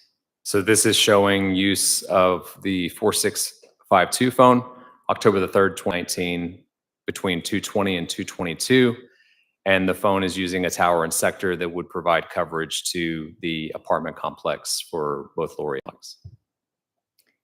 So on October 3rd, we now have the phone associated to Lori Vallow, receiving calls from the phone that has been associated to Chad Daybell. Yes, ma'am. And that phone is using a tower consistent with them being in Rexburg, Idaho. Yes, ma'am.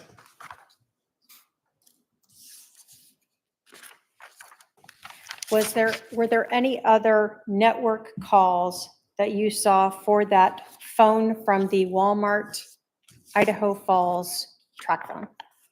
No, not after the call that was made in Utah. And did that end your mapping of the data provided to you by the Gilbert Police Department in relation to this case? Yes, ma'am, it did. State has no other questions for this witness. All right, Cross. Oh, hell, she's going to, of course. Get all your paperwork. Oh my gosh, did you guys hear Jack just shushed me? Okay. Right back at you. Well, this is going to be stupid as shit. Wow. Do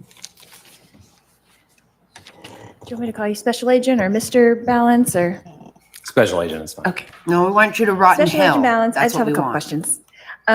Christ. You had mentioned that if all of your, okay, so you had mentioned if all of your locations are on, which one would it track? So say you have 3 phones associated to your Gmail account and all the locations are on, what would it be tracking? Yeah, so if you were to look at the location history where you had 3 different devices that were reporting that location, whenever you look at the record, agree, they absolutely. have a column called device tag.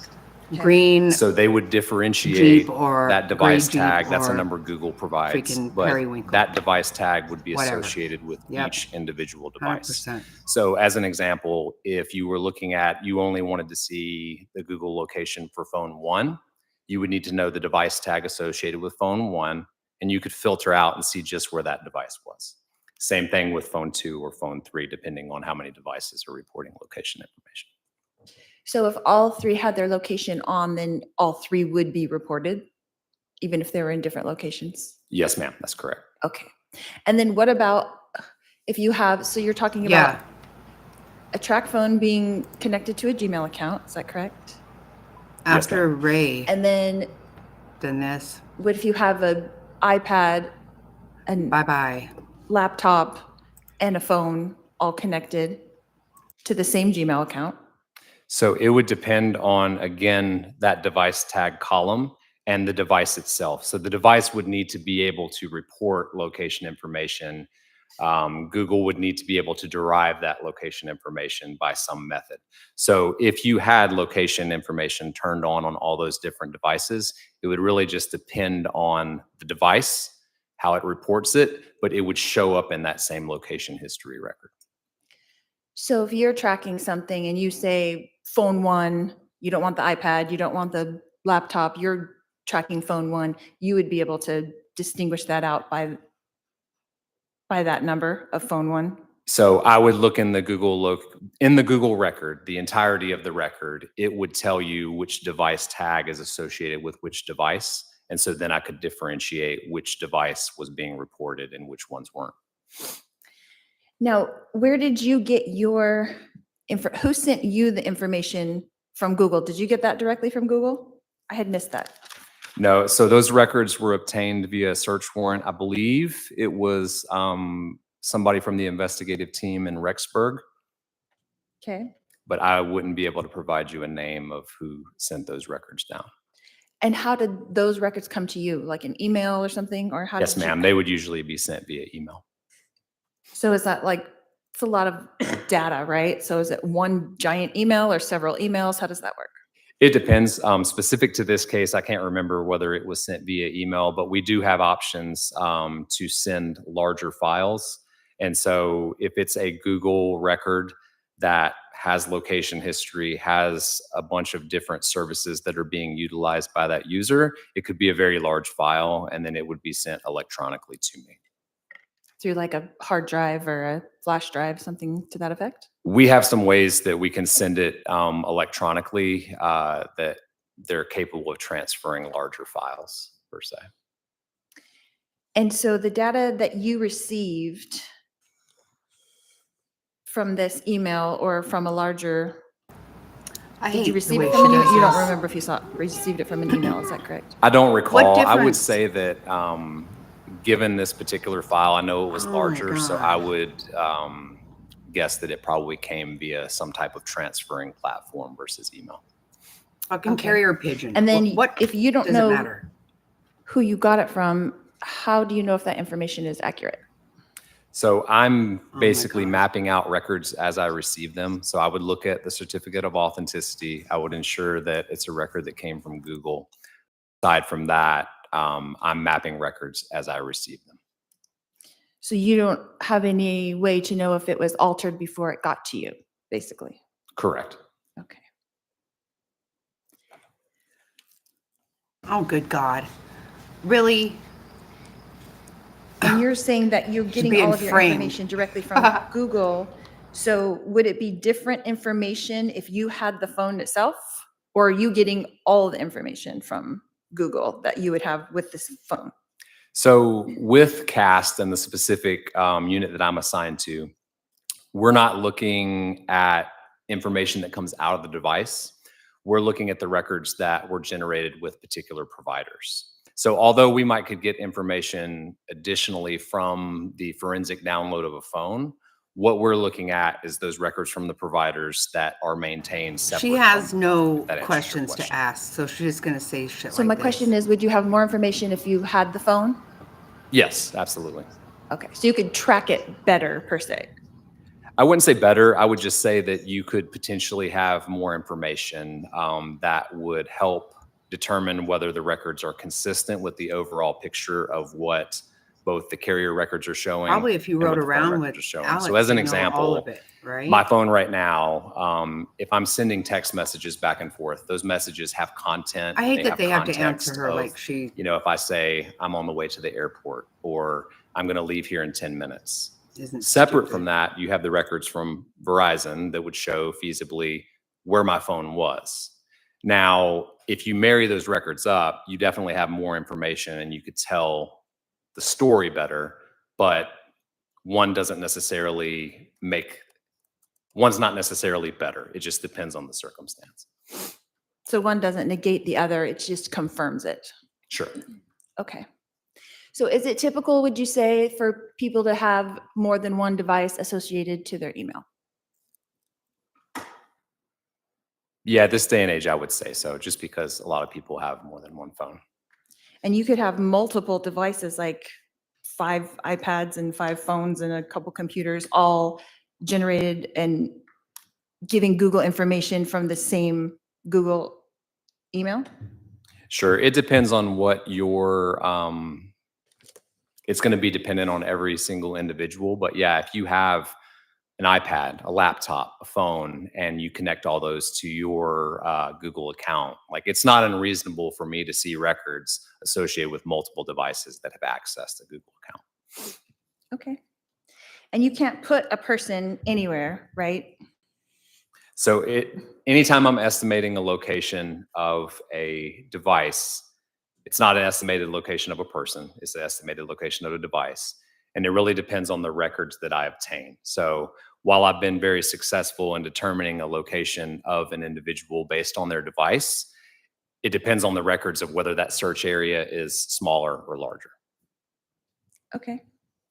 So if you were to give a teenager a phone with associated to your email account, and they're at an amusement park going on a bunch of rides, and then you're doing a download, it could look like you were in all these places, but you were really not.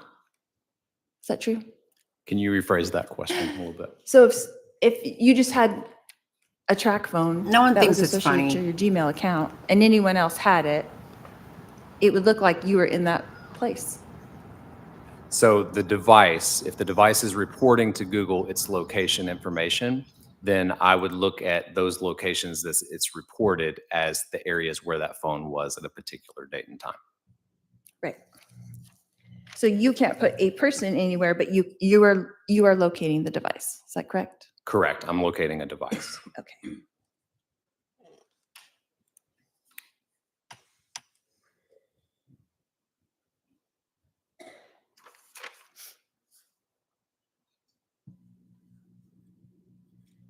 Do you remember about what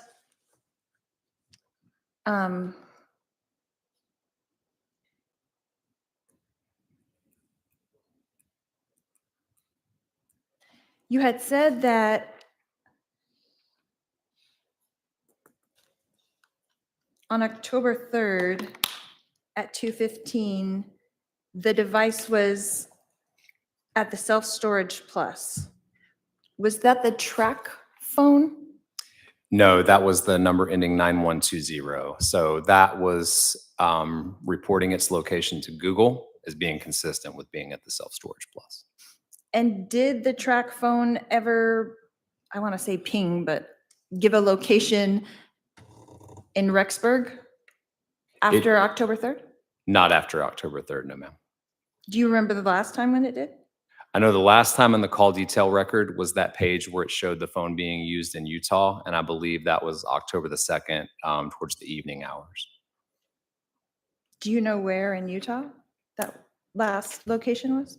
If you were to pull up that page on the report, I could give you the area, but I know it was southeast of Salt Lake City. Okay.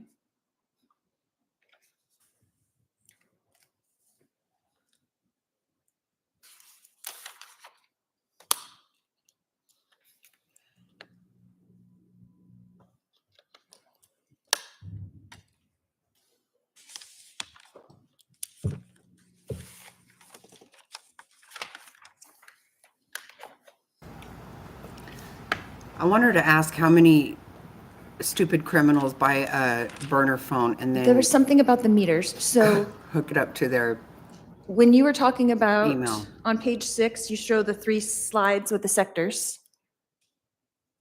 Okay, are you able to pull up page 6? Oh, I'm sorry. Sure. No, you're fine. It's okay if I just hand it to him. Or do you want it? You can put it on. You want it on here? Yeah.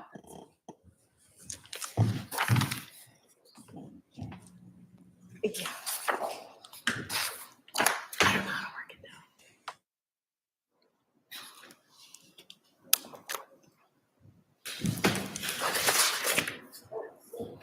Yeah, her control It's has okay. run out.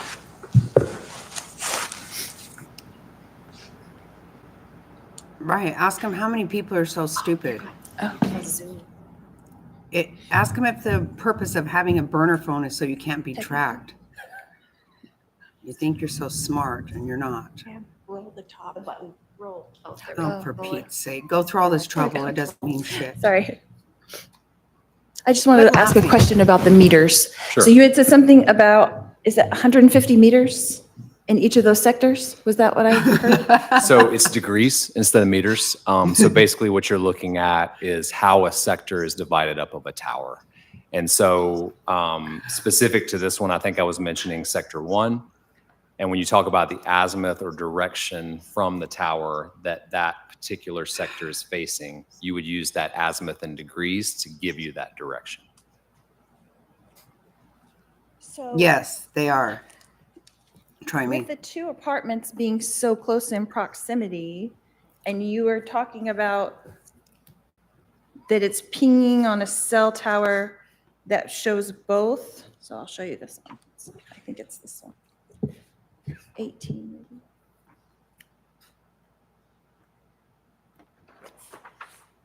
So this circle right here that's both apartments are within that cell phone coverage? So that specific graphic there, when you're looking at that circle, all that circle is doing is showing the direction from the God. tower of where that Try me. You specific know they want to sector is providing coverage to. pour gasoline on So themselves. in this instance, Set their asses that on tower, that sector is facing northwest, and that particular tower and sector is providing coverage to a great deal of Rexburg. But included in that coverage would be the apartment complex for both Alex and yourself. And so, do you know how far apart those apartments actually are? I know they're fairly Meters? close. It's been a while Oh, in since meters, but since I've been out there. It's been a while, but I know there was maybe 1 to 2 buildings between, but they were relatively close. so are you able to tell from location-wise, are you so. able to tell the difference with a cell phone tower, or is it some other way that you're, Right. do you see what I'm saying? I do. Okay. So with this particular tower and sector, that usage at 1131, there's no way you could say definitively that that phone was at Alex's apartment, was at your apartment. You're just basically saying that's utilizing a tower and sector that provides coverage to that area. So the phone could be anywhere within that coverage area whenever that particular call was made. Okay. But there is a way to distinguish if it was at either one, but it's not that cell phone tower.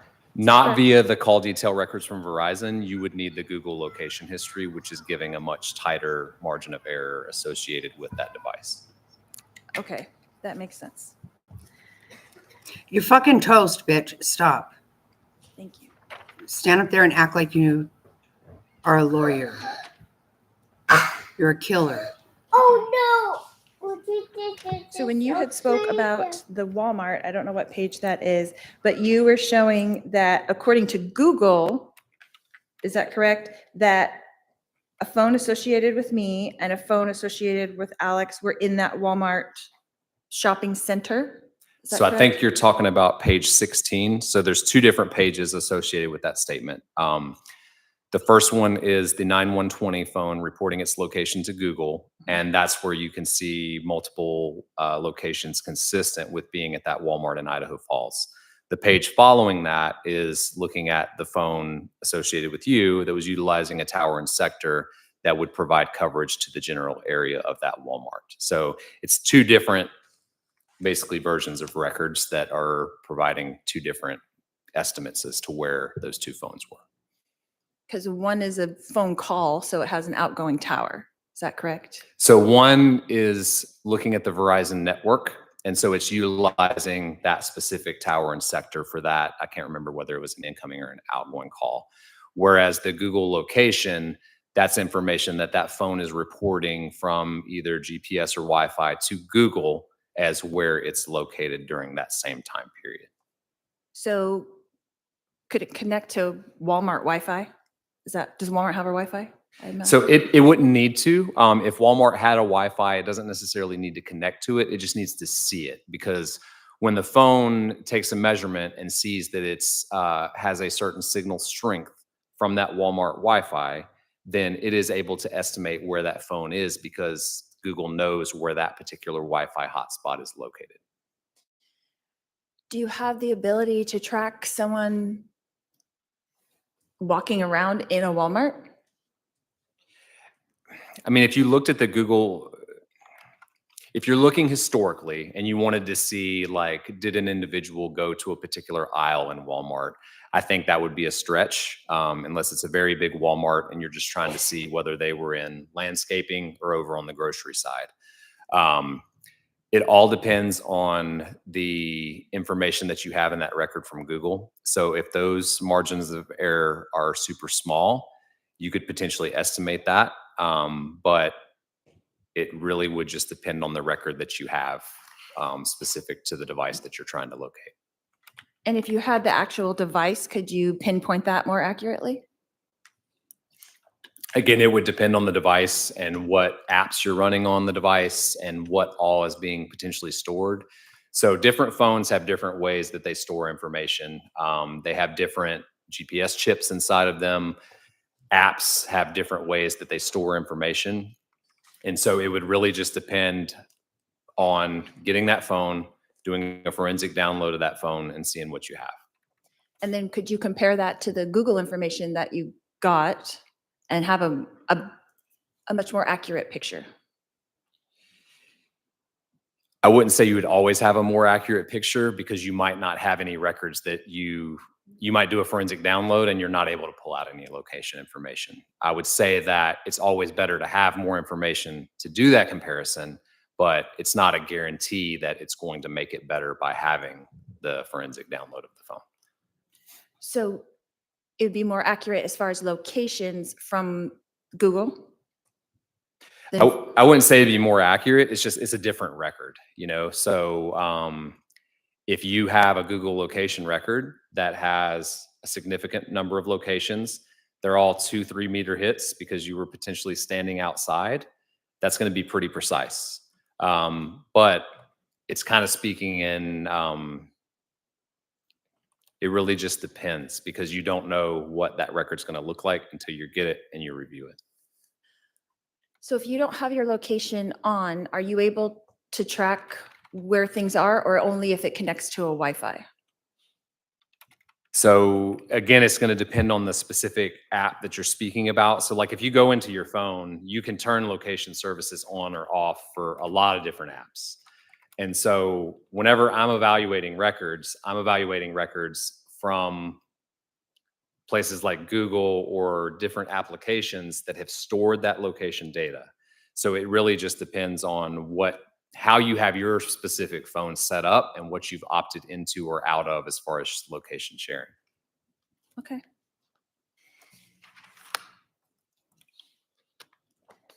So basically your report is indicative of phones associated to certain emails in certain locations at certain times.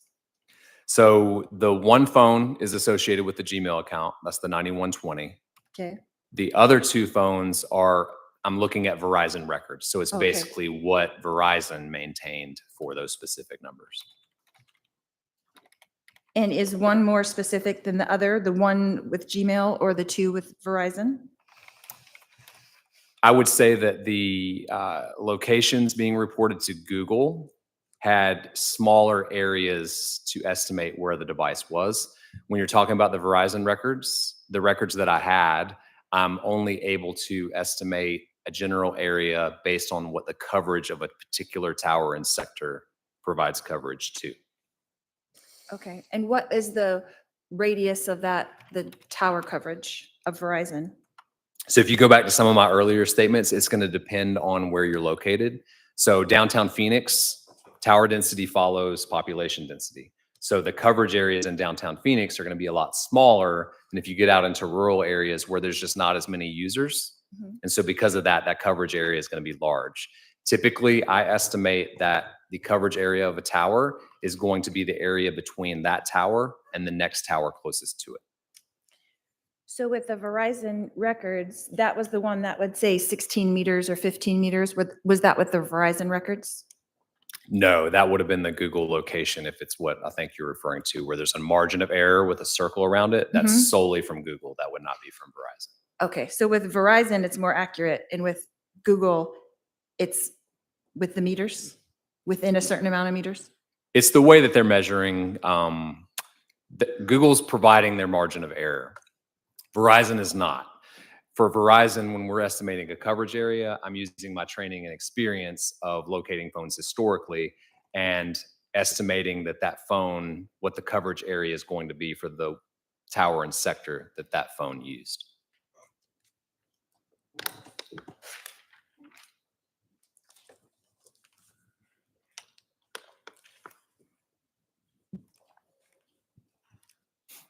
So is it which one, the Gmail or the Verizon that is giving you the information that there was no moving of the phone from one apartment to the other? So whenever I made that statement, it's based off the Google location history. And so what I'm looking at is for a period of time, every Google location, every line in that Google location history record. So whenever I'm looking at those and I don't see that device has either moved or gone to Alex Cox's apartment, that's all from the Google location record. Right, so if a phone was just in a car driving around, right, then it would show it in movement everywhere that car went? It would depend on if it's reporting its location during that movement. So let's say, for instance, that car left a parking lot of that apartment complex and drove 15 minutes north and then 15 minutes back. As long as there's a Google location record during that 30-minute window, that's where I would be able to say that there was movement. But if there's a record at 9 o'clock in the morning and then there's not another record until 9:30, I can't say definitively that phone didn't move during that 30-minute window. All I can say is this is where it was at 9 o'clock and this is where it was at 9:30. Because it's not reporting. Correct. Every estimate that I make is based on there has to be a record in a line of a record for me to determine a potential location. So can you explain that to me, what it's reporting? So if a phone is off, it's not going to be reporting anything. But if it's just sitting there stagnant, it's not going to be reporting anything? Can you It explain that? depends. Typically, I've seen in records that I've reviewed on a regular basis, if a phone is stationary, it's not going to report as much. And if it's moving, it potentially would report more. But again, the phone has to be on and the phone has to be opted into location history. And that's what's going to generate that record that's maintained by Google that I can then evaluate and see potentially where a phone was in the past. Okay, so you have access to what is being reported. So I would have access to the Google location record. Right. Only what the phone is reporting or what the device is reporting. To Google, yes. Okay. And you made your report off of what was reported, and it's not, I'm just trying to get to, it's not constant. You're not getting a phone record from, like, say, September all the way through October, and you know everything of where that went. Because it wouldn't be reporting all that time. Is that accurate? So I'll give you an analogy. Maybe this will potentially help. But Oh if my you God. think about, you live next door to your neighbor, and your neighbor's car is in the driveway. They've got a red car in the driveway. And so at 9:02 in the morning, you go and look, the neighbor's car is in the driveway. 9:45, you go and look, and the neighbor's car is in the driveway. And then one more time at, say, 11 o'clock, you look, and the neighbor's car is in the driveway. You can only say that the neighbor's car was in the driveway at those specific instances because that's when you looked out the window. You could reason that maybe that car was there the entire time, but you can only definitively say where that car was when you have an instance that you looked out the window. So it's the same thing with the Google location record. So I can estimate where a device was as long as there's a date and time, a latitude and longitude, and a margin of error. If that's not present, then I'm not able to estimate during the window of inactivity where that device is. So in your timeline, there could be blind spots where you don't know where the phone was or the device was or what it was doing. If there's not a location record, I can't map it. Okay. Thank you.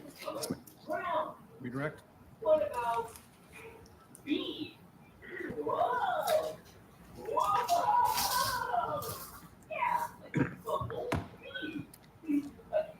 So Detective, in your years working as a CAST agent, have you reviewed multiple Google records, Yes, ma'am. Verizon records, Yes, ma'am. track phone records? Yes, ma'am. And you told us that part of your process is to always look at the certificate of authenticity. Yes, ma'am. Was that done here? Yes, ma'am.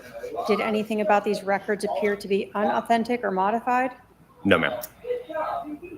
When you are mapping and creating these maps for us, are you just using the data and just showing us what it says? Yes, ma'am. In this case, you were given Alex Cox's Google or Gmail records for the homerjmaximus.com, right? Yes, ma'am. And that included location data. Yes, ma'am. And you were provided with records showing that that Gmail account was associated to the 9120 number. Yes, ma'am. And And you were also provided, and those Google records is what gave us the GPS and the Wi-Fi location data for that cell phone, 480-351-9120. yes, ma'am. Then you also had the Walmart track phone, correct? Yes, ma'am. That phone was not reporting Wi-Fi or GPS data. You did not have any for that phone. No, that phone was not reporting any location information to Google. But based upon the Google records you had for the homerjmaximus@gmail.com, you were able to determine that Walmart track phone had accessed and associated with that homerjmaximus@gmail.com address. Yes, ma'am. That phone accessed that Gmail account. So when you're talking about the Walmart track phone, all you were able to map on that was cell tower use. Yes, records from Verizon.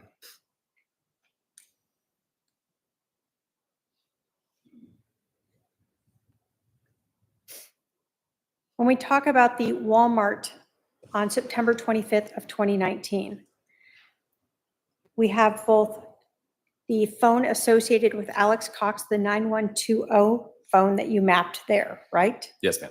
And that mapping was again using the GPS and Wi-Fi. Yes, ma'am. As reported to Google. And that was, you were able to map that within as small as 16-meter radius. I believe that's correct, but I'd have to look at the page to ensure the Okay. margin of error. Throw this one up to make it faster. Yeah, so the most precise was the 16 meters. So it's in the Walmart. It's consistent with being in the Walmart. So unless the Walmart's smaller than 16 meters, pretty likely it's there, especially given the number of hits that you had in that location. I'll say that if I were looking for that device and it was, 7:15 right now, and that's the records that I was seeing, I would go inside the Walmart to look for that phone. Now, on the other hand, you also had cell tower usage for the phone number for the phone associated to Lori Vallow, the 4652 number, correct? Yes, ma'am. You did not have GPS or Wi-Fi for that. Correct. That phone was never reporting location information to Google that I had. So for that case, you were using cell tower data. Yes, ma'am. And you were able to determine that that phone was using a cell tower in the area of the Walmart at the same time as this phone is showing Wi-Fi location data at the Walmart. Yeah, I think that was at 7:08 p.m. if I remember right. So it would be in this time frame of 7:07 to 7:16, Yes, ma'am. Correct. and we see over there 7:08. So basically, both of those two phones, the phone associated to Alex Cox and the phone associated to Lori Vallow, are either showing specifically Wi-Fi location data in the area of the Walmart or using a cell tower in the area of the Walmart. Correct. I have no other questions for this witness. Are there any questions for this witness from any member of the jury? I don't see any. Sir, you can step down.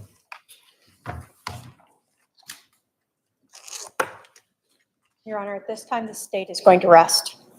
All right, the state has rested. That means the state's done with its presentation of the evidence in this case. At this time, we'll take our noon recess. Please be back in the jury room, ready to go at about 1:20 p.m., please. 1:20 p.m. Please remember the admonition. All rise for the jury. Oh, I can't believe it. I'm excited. Let's hope that Lonnie Dworkin or whatever. Okay, let's hear what happens. Maybe. Something Wong. She keeps whispering on there. So dumb.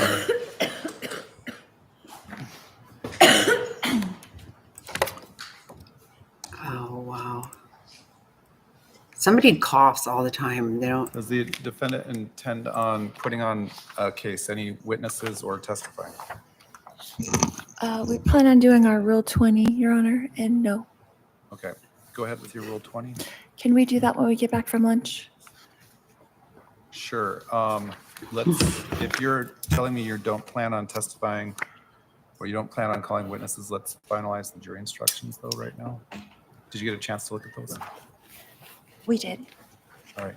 Let me go to the state first. Why don't we do it this way? We'll just go through one page at a time to make sure everyone's on the same page. Oh, wow. So the cover page, then page 2 is duty of the court, evidence to be considered, rulings of the court. Those are standard. Any objections to those from the state?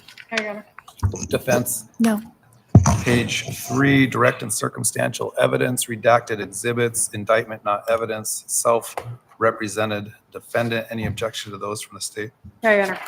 From the defense? You guys want to hear all this? Okay. Page 4, comments are not evidence. That was modified a little bit because the defendant represents herself. Credibility of witnesses, testimony of law enforcement officers, expert witnesses. Any objection to those from the state? No. Defense? No Okay, objection. right on. Page 5, defendant need not produce evidence. Defendant need not testify. Voluntariness of defendant's statement to her Rule 20 motion. When this when the jury comes back in, I'll turn to the defendant who is telling me she's going to arrest her at that time, and I'll read the instructions, go right into closing arguments. All right, thank you. Hell yeah. There is not, must enter a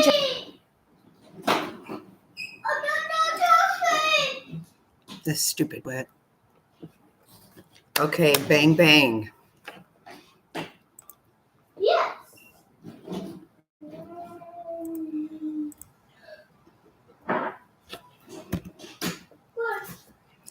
So, Queen, did you say that Colby wore a suit? All right, thinking we're there back on might the be a record. State of verdict? Arizona versus Daybell, Sierra 2022-0. That there might be a verdict? It just dawned on me. A pussy?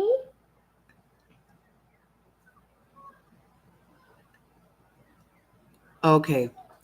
So, sorry if you're doing the pool, you don't need to worry about it.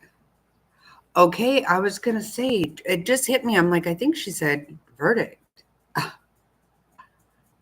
Wow. Could that happen today? Oh, man, would I love that.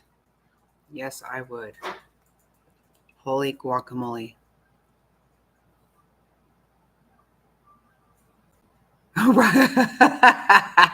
Right.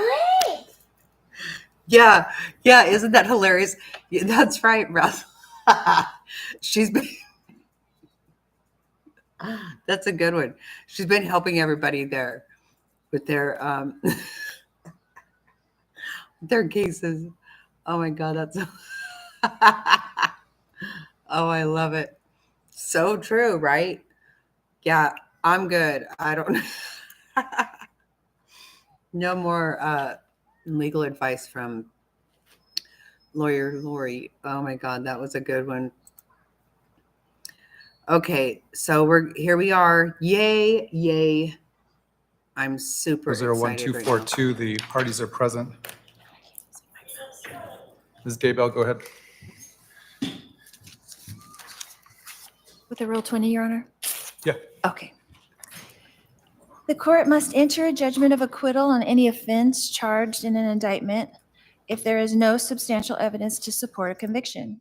Conspiracy to commit first-degree murder requires the state prove that I, one, agreed with another, in this case Alex, that one or more of us would engage in conduct that equaled first-degree murder, and two, that I intended to promote or assist in the conduct. The only evidence that has been presented simply establishes that I have been seen on video placing items into a storage unit.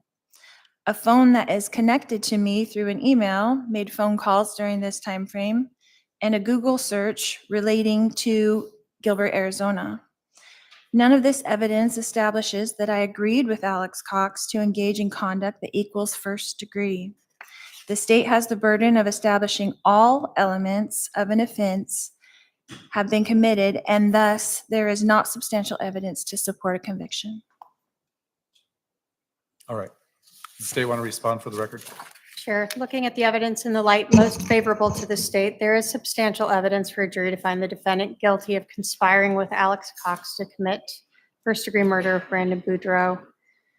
In this case, in determining if a conspiracy existed, the jury can look at the fact that the defendant went with Alex Cox to buy the burner phone, that she loaned her Jeep to him to be used, that she rented a storage unit, that she Googled how to remove the rear seat, that she hid the tire and seat, and that she created an alibi for her brother by having those two phones interact while he was in Gilbert, Arizona.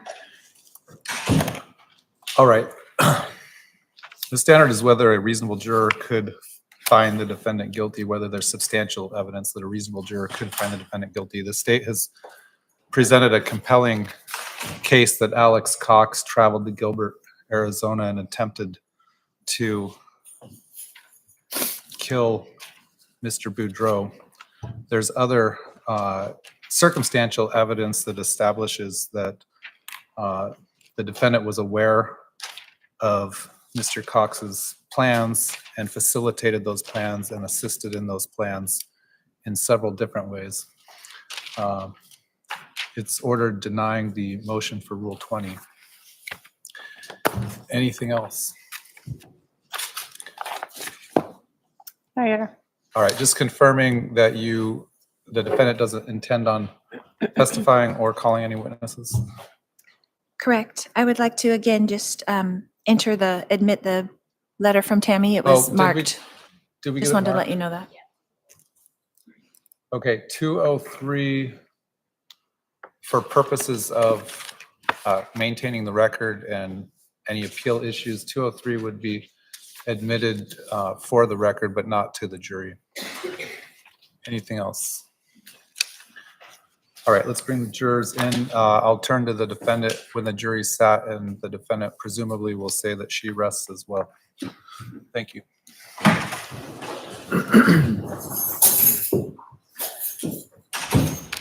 Yeah, not like last time, right? All right with the coffee. All right, the jury. Who's doing that? Right in a microphone, son of a bitch. So, yeah, remember last time she wouldn't rest in front of him. Be seated when you get to your seat.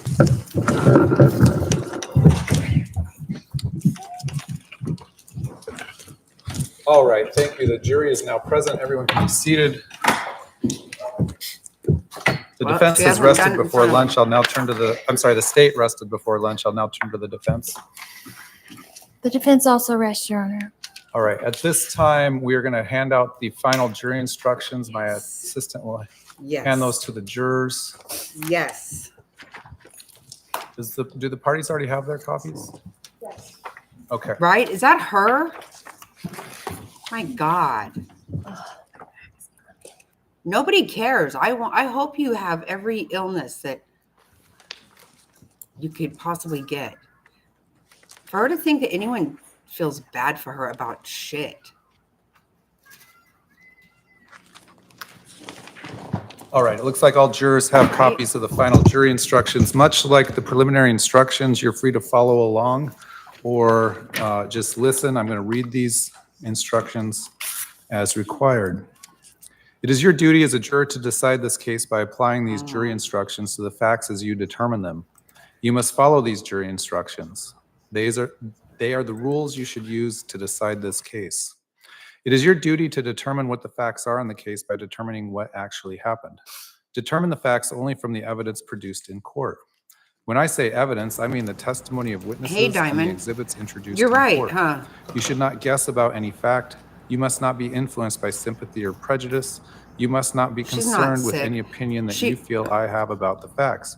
You as jurors are the sole And she thinks judges that of what somebody happened. cares if she. You must consider all she these is. instructions. Do not pick out one instruction or part of one and ignore the others. I wish As you every determine the illness facts, however, upon you that may bitch. find that some instructions no longer apply. You must then consider the instructions that do apply together with the facts as you have determined them. You are to determine what the facts in the case are from the evidence produced in court. If the court sustained an objection to a lawyer's question, you must disregard it and any answer given. Any testimony stricken from the court record must not be considered. Admission of evidence in court is governed by rules of law. I've applied those rules during the trial and resolved any issues concerning the admission of evidence. If an objection to a question was sustained, you must disregard the question and you must not guess what the answer to the question might have been. If an exhibit was offered into evidence and an objection to it was sustained, you must not consider that exhibit as evidence. If testimony was ordered stricken from the record, you must not consider that testimony for any You know, purpose. that jury If has evidence that was giddy feeling admitted that for you a have. limited It's like, purpose, you shall oh, we're consider getting that ready to evidence go. only for that limited Yes. purpose. Do not concern yourselves get with to the leave. reasons for my rulings on the admission of evidence. Do not regard those rulings as any indication from me of the credibility or weight you should give to any evidence that has been admitted. Evidence may be direct or circumstantial. Direct evidence is the testimony of a witness who saw, heard, or otherwise sensed an event. Circumstantial evidence is the proof of a fact or facts from which you may find another fact. The law makes no distinction between direct and circumstantial evidence. It is for you to determine the importance to be given to the evidence regardless of whether it is direct or circumstantial. Some of the exhibits that have been admitted into evidence have had portions deleted from them for legal reasons. Do not concern yourselves with the reasons why some portions of the exhibits have been deleted. Do not speculate upon what the deleted portions might or might not reveal. The state has charged the defendant with a crime. A charge is not evidence against the defendant. You must not think the defendant is guilty just because of a charge. The defendant has pled not guilty. This plea of not guilty means that the state must prove each element of the charge beyond a reasonable doubt. The defendant in this case represents herself. All instructions I read to you that include references to lawyers or attorneys apply equally to the defendant's self-representation at trial. The defendant's decision to represent herself should not be considered by you in determining the Hey, facts. just in time. We're getting ready to hear closing arguments. In their opening statements, the prosecutor and the defendant talk to you about the law and the evidence. In a few minutes, the prosecutor and the defendant will give their closing arguments and will talk about the law and the evidence. What they said or Almost say over. is not evidence because it is not sworn testimony, but it may help you to understand the law and the evidence. In deciding the facts of this case, you should consider what testimony to accept and what to reject. You may accept everything a witness says, or part of it, or none of it. In evaluating testimony, you should use the tests for truthfulness that people use in determining matters of importance in everyday life, including such factors as the witness's ability to see or hear or know the things the witness testified to, the quality of the witness's memory, the witness's manner while testifying, whether the witness had any motive, bias, or prejudice, whether the witness was contradicted by anything the witness said or wrote before trial, or by other evidence, and the reasonableness of the witness's testimony when considered in the light of the other evidence. Consider all of the evidence in the light of reason, common sense, and experience. The testimony of a law enforcement officer is not entitled to any greater or lesser importance or believability merely because of the fact that the witness is a law enforcement officer. You are to consider the testimony of a police officer just as you would the testimony of any other witness. A witness qualified as an expert by education or experience may state opinions on matters in that witness's field of expertise and may also state reasons for those opinions. Expert opinion testimony should be judged just as any other testimony. You are not bound by it. You may accept it or reject it in whole or in part, and you should give it as much credibility and weight as you think it deserves, considering the witness's qualifications and experience, the reasons given for the opinions, and all the other evidence in the case. The state must prove guilt beyond a reasonable doubt based on the evidence. The defendant is not required to produce evidence of any kind. The defendant's decision not to produce any evidence is not evidence of guilt. The state must prove guilt beyond a reasonable doubt based on the evidence. You must not conclude that the defendant is likely to be guilty because the defendant did not testify. The defendant is not required to testify. The decision on whether or not to testify is left to the defendant. You must not let this choice affect your deliberations in any way. You must decide whether a defendant is guilty or not guilty by determining what the facts in the case are and applying these jury instructions. You must not consider the possible punishment when deciding on guilt. Punishment is left to the judge. The law does not require a defendant to prove innocence. Every defendant is presumed by law to be innocent. You must start with the presumption that the defendant is innocent. The state has the burden of proving the defendant guilty beyond a reasonable doubt. This means the state must prove each element of the charge beyond a reasonable doubt. In civil cases, it is only necessary to prove that a fact is more likely true than not, or that its truth is highly probable. In criminal cases such as this, the state's proof must be more powerful than that. It must be beyond a reasonable doubt. Proof beyond a reasonable doubt is proof that leaves you firmly convinced of the defendant's guilt. There are very few things in this world that we know with absolute certainty, and in criminal cases, the law does not require proof that overcomes every doubt. If, based on your consideration of the evidence, you are firmly convinced that the defendant is guilty of the crime charged, you must find her guilty. If, on the other hand, you think there is a real possibility that she is not guilty, you must give her the benefit of the doubt and find her not guilty. The state must prove guilt beyond a reasonable doubt based on the evidence. The defendant is not required to produce evidence of any kind. The decision on whether to produce any evidence is left to the defendant. The defendant's decision not to produce evidence is not evidence of guilt. Before you may convict the defendant of the charged crime, you must find that the state has proved beyond a reasonable doubt that the defendant committed a voluntary act.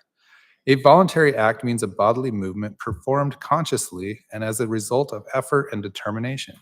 You must consider all the evidence in deciding whether the defendant committed the act voluntarily.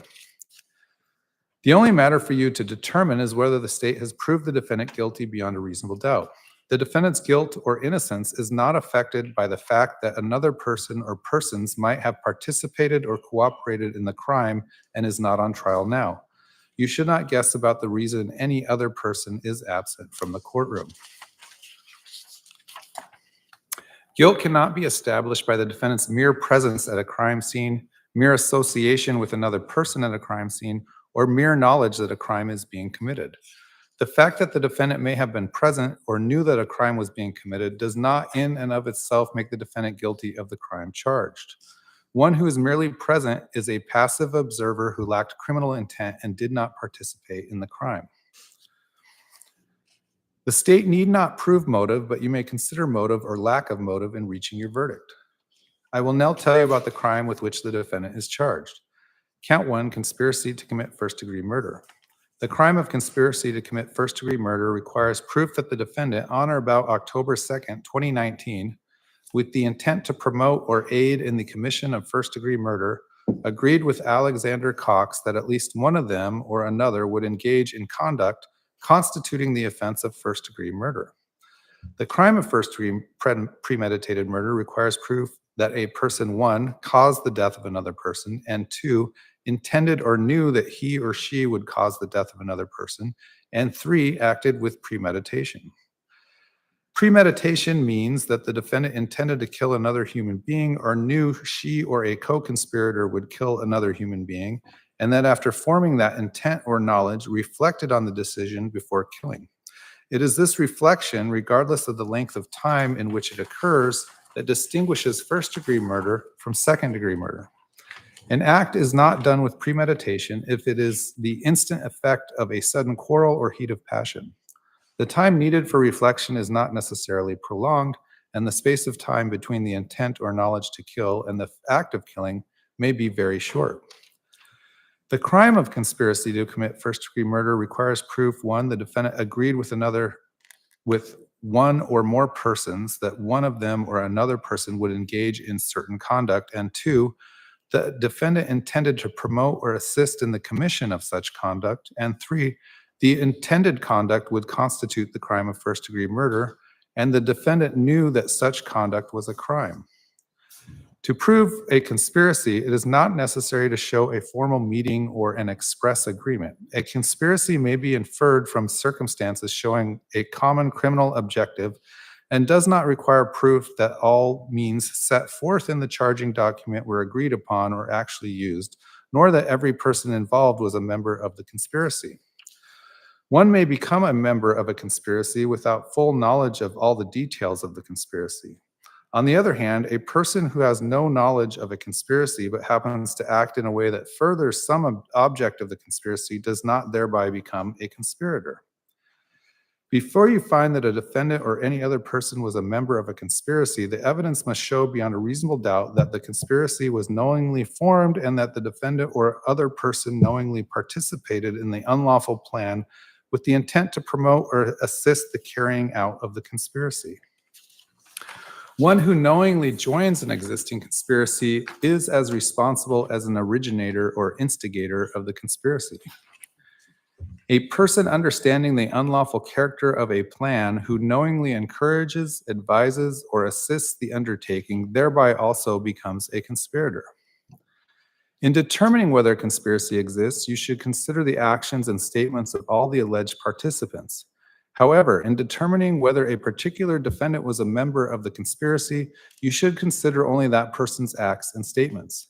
A person cannot be bound by the acts or statements of the other participants until it is established that a conspiracy existed and that person was one of its members. Intentionally or with the intent to means that a person's objective is to cause that result or to engage in that conduct. Intent may be inferred from all the facts and circumstances disclosed by the evidence. It need not be established exclusively by direct sensory proof. The existence of intent is one of the questions of fact for your determination. Knowingly, willfully, or new means that a person is aware or believes that his or her conduct is of that nature or that the circumstance exists. It does not require any knowledge of the unlawfulness of the act or omission. If the state is required to prove that the defendant acted knowingly, that requirement is satisfied if the state proves that the defendant acted intentionally. A defendant is criminally accountable for the conduct of another if the defendant is an accomplice of such other person in the commission of the offense, including any offense that is a natural and probable or reasonably foreseeable consequence of the offense for which the person was an accomplice. Accomplice means a person who, with the intent to promote or facilitate the commission of the offense, does any of the following. 1, solicits or commands another person to commit the offense, or 2, aids, counsels, agrees to aid, or attempts to aid another person in planning or committing the offense, or 3, provides means or opportunity to another person to commit the offense. Act means bodily movement. The case will soon be submitted to you for your decision. When you go to the jury room, you will choose a foreperson. The role of the jury foreperson is important, but please remember that the foreperson's opinion about the case is not more important than that of the other jurors. The opinions of each juror count equally. The jury foreperson's responsibilities include the following. Make sure every member of the jury is present during the discussions and deliberations. 2, make sure that the deliberations are conducted respectfully and that all issues are fully discussed. The discussions should be open and free so that every juror may participate. 3, all jurors should be allowed to state their views about the case and what they think the verdict should be and why. 4, all members must agree unanimously on any verdict. Therefore, the foreperson should count the votes to ensure that every juror has voted. 5, if you reach a verdict, fill out the verdict form and then sign the form on behalf of the jury. 6, if the jury reaches a verdict, the foreperson will inform the courtroom assistant. When the jury returns to the courtroom, the foreperson will bring the signed or unsigned verdict form as well as any question forms that may have been used. 7, When you return to the courtroom, the court will ask the foreperson whether the jury has reached any verdict. The foreperson will respond yes or no. The foreperson is not expected to read any verdict to the court. That will be done by the clerk. In just a few minutes, you will hear the closing arguments in this case. After that, the case will be submitted to you for decision. I suggest that you discuss and then set your deliberation schedule. You are in charge of your schedule and may set and vary it by agreement and the approval of the court. After you have decided on a schedule, please advise the courtroom assistant. You are to discuss the case and deliberate only when all jurors are together in the jury room. You are not to discuss the case with each other or anyone else during breaks or recesses. The admonition I have given you during the trial remains in effect when all of you are not in the jury room deliberating. After setting your schedule, I suggest that you next review the written jury instructions and verdict form. It may be helpful for you to discuss the instructions and verdict form to make sure that you understand them. Again, during your deliberations, you must follow the instructions and refer to them to answer any questions about applicable law, procedure, and definitions. Should any of you or the jury as a whole have any question for me during your deliberations or wish to communicate with me on any other matter, please utilize the jury question form that we will provide you. Your question or message must be communicated to me in writing and must be signed by you or the foreperson. I will consider your question or note and consult with the parties before answering it in writing. I will answer it as quickly as possible. Remember that you are not to tell anyone, including me, how you stand numerically or otherwise until after you have reached a verdict or have been discharged. During your deliberations, you must not communicate with or provide any information to anyone by any means about this case. You may not use any electronic device or social media to communicate to anyone any information about this case or to conduct any research about the case until I accept your verdict. 12 of you must agree on a verdict. You must be unanimous. Once all 12 agree on a verdict, only the foreperson needs sign the verdict form on the line marked jury foreperson.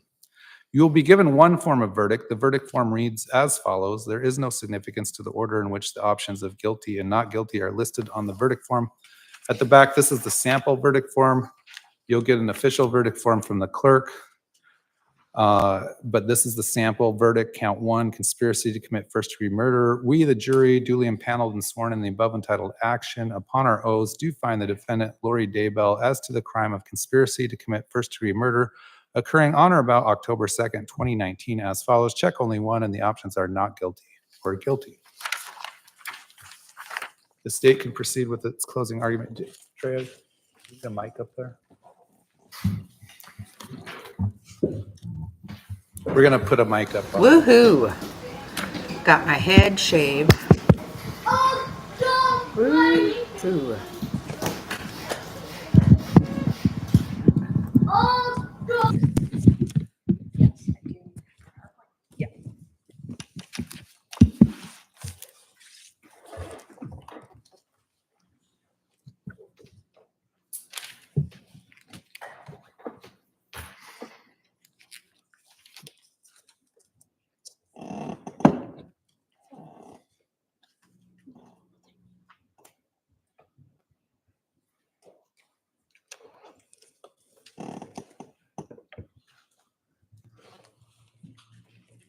Who would want to kill you? That is a question that Officer Mary Ann Robb asked Brandon when she first arrived. That's a question that Detective Hiller asked Brandon when he spoke with him. Brandon Boudreaux gave the exact same answer to both of these officers. He gave them 2 names. Lori Vallow, the woman seated over here, and Alexander Cox. He told them that he believed his shooting had something to do with an incident that occurred in Chandler in July of 2019, a couple months before this. He pointed them to that. He told them that Lori Vallow had lived in Texas and that the Jeep used in this shooting was from Texas. And then he told them what happened, how he had come home that morning. This Jeep was parked unusually close to his driveway, waiting. That he noticed there was no tire on the back, that he noticed that Texas license plate, that it was a two-door Wrangler, and then he noticed that window go up. He saw the rifle come out. He saw what he believed was a silencer at the end, and then he heard and saw that bullet that hit the frame of his car, shattering the window right near his ear, causing that loud bang that he heard when that struck right near his head, mere inches away from him. Brandon drove off and called 911, actually panting in panic from what he had just experienced. This defendant's co-conspirator also drove off to try to escape, immediately calling this defendant's soon-to-be husband, Chad Daybell, and Googling a way to get back to Idaho Falls, sort of through back roads. The names that Brandon Boudreaux gave the police were correct, but Brandon had no idea of the amount of planning that had gone on leading up to this October 2nd shooting. As you've seen and heard in this trial, much of this conspiracy, this planning, this premeditation occurred in Idaho. So what I'd like to do is go through the evidence, discuss it all together in a timeline that might make a little more sense than the presentation during trial, and show you how it all fits together. Show you how all of this evidence points to one conclusion, that this defendant was involved in that conspiracy to commit first-degree murder. Next, I'd like to talk to you about the jury instructions, go through some of them specifically, and then talk to you how this evidence proves beyond a reasonable doubt that this defendant is guilty. And finally, I want to talk to you about, I'll call them so-called defenses. Maybe that there was no shooting at all, perhaps Melanie did it, or maybe just that this defendant wasn't involved. And we'll discuss those options. So let's start. But the timeline that you heard from the beginning of this trial starts around June 25th, when Brandon Boudreaux learns that this defendant has been feeding lies to his then wife, Melanie. She has been telling Melanie things like Brandon hacked into her computer, that Brandon was gay, that Brandon was trying to take her Temple recommend away. Brandon told you that he had heard these things from Charles too, this defendant's husband at the time, who had told Brandon that his wife, Lori Vallow, was telling Brandon's wife lies. What did we learn from this? Brandon, in fact, texted Lori about this, told her, why are you spreading these lies about me? Why are you destroying my marriage? And as you learned, she didn't respond. Then you heard about that July 11th, 2019 incident in Chandler, Arizona. The one that Brandon, both to Officer Rob and to Detective Pillar, said, this has to do with this incident. What you learned from Detective Duncan, who came here, was that on July 11th, there was an incident. Lori Vallow was there. It was at her house, and Alex Cox was there. In her garage was that 2018 Jeep Wrangler with the Texas plates LWD 0997. And you learned that Alex Cox has his own vehicle. He doesn't need to borrow his sister's. He can drive his truck anywhere he wants.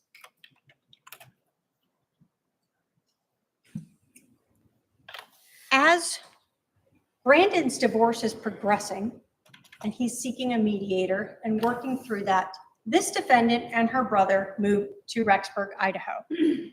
You were provided with various documents from search warrants, both through Detective Duncan and Lieutenant Hermosillo, through lolly time iCloud accounts for this defendant, showing that she had emailed Blue Skies, that she rented an apartment up there.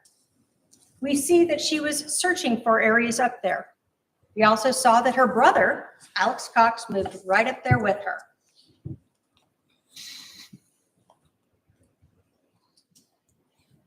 Now, you heard from Brandon that part of their divorce, Melanie moved into her own residence.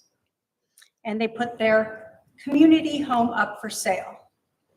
And on September 13th, when their home had sold, but it was still pending, he rented that house at 3875 East Phelps Street.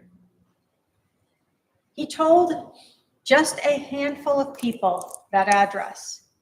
Melanie Boudreau asked for it on September 17th, and he provided it to her. Why wouldn't he? The only other people who knew that address were his 2 neighbors and a couple of friends, 5 people.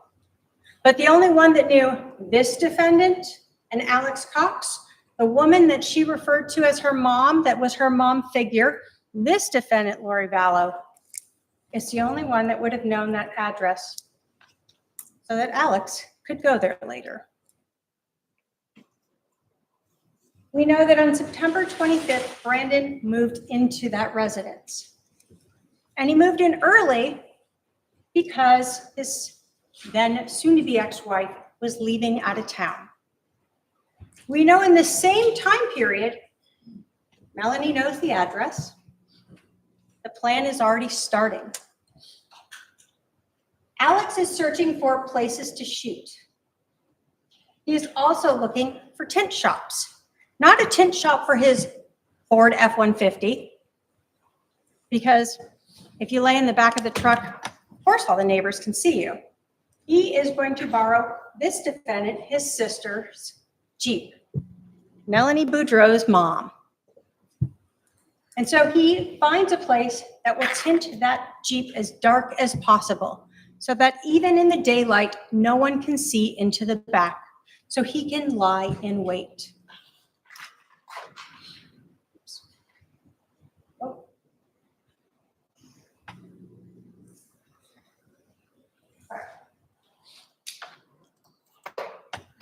We saw that not only does Alex search for and get to Dan's windows, and this is important. You may say, well, who cares? Of course we know that. We heard from Dan Moss. But when you start thinking about the other searches to these Gmail accounts and you want to authenticate them, you know that these are legit. Why? Because here's Alex searching how to get to Dan's, and then what does he do? He shows up there with this defendant's Jeep so that it can be tinted. What do we know? We know again from Dan that they spent $200. They're in Idaho. This Jeep is already tinted. Why would you ever put additional tint on that Jeep? It's not even your primary car. We see Lori Vallow driving her little Nissan Rogue all over the place because you need a vehicle that you can hide in the back of and that you can shoot out that back window from.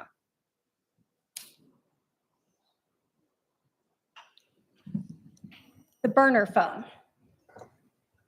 We heard this morning from Nick Balance, and he talked to you about both the records that you have seen that were admitted, as well as now the Google location data and cell phone analysis. What do we know? That on September 25th, when that burner phone was purchased at that Walmart, Alex Cox's phone is there, and Lori Vallow's phone is using a cell tower in that area. They drive out of town to a different Walmart to go buy this phone. Lori Vallow doesn't live in Idaho Falls. She lives in Rexburg, but her phone is in Idaho Falls talking with Melanie Boudreau. What do we know the next day? Alex Cox activates that burner phone. That burner phone is only going to be used for one trip. The trip to Gilbert, Arizona and back.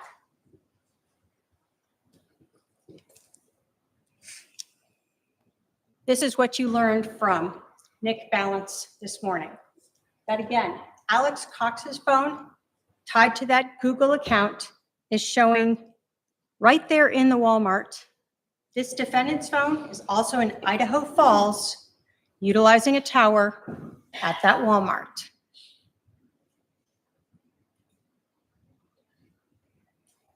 Then we know on the 26th When we're activating this phone, Melanie Boudreau flies up here to be with the defendant.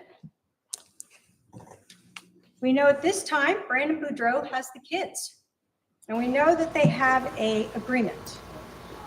Brandon will. She can turn that mic off. Monday, and Tuesday, and Wednesday. That's ridiculous. Wednesday, October 2nd, he will hand them back to her, and they will stay with her. So when he's shot and killed, it won't matter because she'll have the kids. It'll be fine.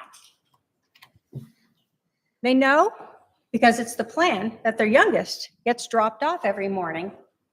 Brandon will pull up to the park and let her know he's there. And so all of this information is known. Now, how do we know it's known? We know by the timing. And so we'll go through that. But remember, this is when Melanie's coming up and spending 3 days with this defendant. She has to be back Monday. Why? Because she's going to take the kids like she always does. Again, we have Alex Cox preparing for this shooting. We know he's not only practicing, but he's trying to figure out trajectory. What do we know? That this is a moving car. Alex Cox is going to have to try to fire out the back of a Jeep at a moving car. And ladies and gentlemen, he came pretty close to being successful at that. We know that Melanie flies back to Arizona. And then we have the beginning of the trip. And the beginning of this defendant starting the giant alibi defense that she does. Why would anyone ever take someone's cell phone and carry it around with them? Why would you take someone's cell phone and do that? Why would you make phone calls between each other other than to ensure that it looks like Alex Cox is still in Idaho? They think he has a burner phone. No one will even know. Great idea, other than we know he hooked it up to his Google account. So we know that the afternoon of the 30th, Alex takes his phone over to his sister's apartment. And it stays there or with this defendant until he returns on the 3rd.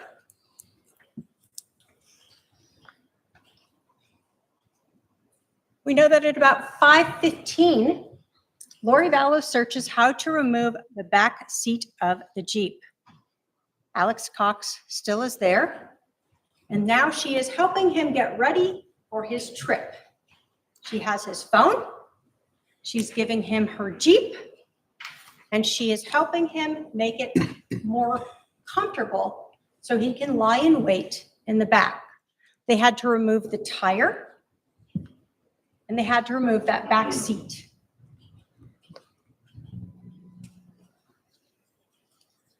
We know that sometime that evening, Alex Cox leaves Idaho and moves towards Gilbert. We heard from Detective Pillar that there was an LPR reading for that Texas license plate LWD 0997 at around 8:10 outside of Rexburg, Idaho. We know from the balance that there is no phone activity until we see the phone arrive in Arizona. We also know that the Jeep is in Arizona. So we have the burner phone and the Jeep, and Alex Cox is Googling in Arizona. Holbrook, we see that LPR reader showing the Jeep with no tire on the back, so they can open that rear window exactly as Brandon explained. This defendant's Jeep. What do we know is that, again, the burner phone is calling one person, this defendant's husband, Chad Daybell. We see that Alex Cox is in Arizona with other physical evidence. What is that? It's that receipt from Los Favoritos that was recovered inside the Jeep in Idaho. So we know the Jeep is down here. as much as the defendant wants to tell you about colors or whatever else, her Jeep was here in Mesa on October 1st of 2019. We can just stop pretending that didn't happen. We know as well, when we look at those Google records, we're trying to authenticate them, that the Los Favoritos was on Power Road in Mesa. And after having lunch, Alex Cox Googled another location on Power Road. Now, this defendant, in aiding this conspiracy and helping her brother, starts by renting that storage unit.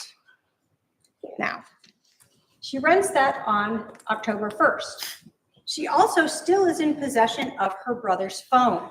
So this way it looks like Alex Cox is going with her to the storage unit.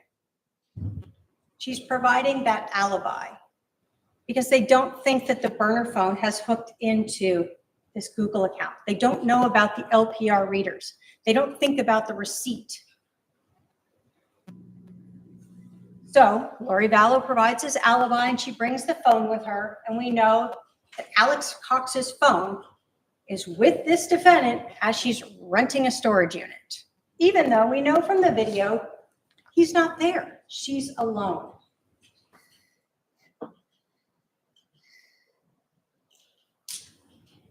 When you watch these videos, and if you want to, they're obviously admitted, you will see one person get in and out of that car,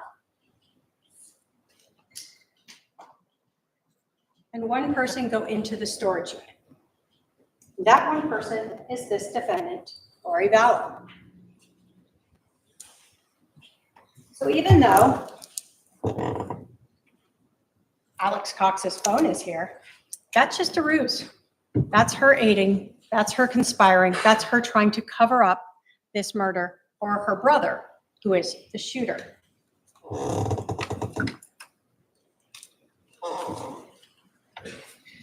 What we know as well is by October 1st, we know the Jeep and Alex Cox are here in Arizona. And we know that that evening of October 1st, he Googles that address. The address that only 5 people knew. The address that this defendant's niece, the person she said she's like a mom for, that's where her ex-husband or soon-to-be ex-husband is living. He Googles 3875 East Phelps Street, even with the zip code into it. And then he gets directions there, getting prepared, knowing where he needs to go the next morning. Why? Because again, Melanie and Brandon have a very set schedule, and they know that Brandon's going to drop off the kids and then meet Melanie to pass off their youngest, and Alex will be waiting at home.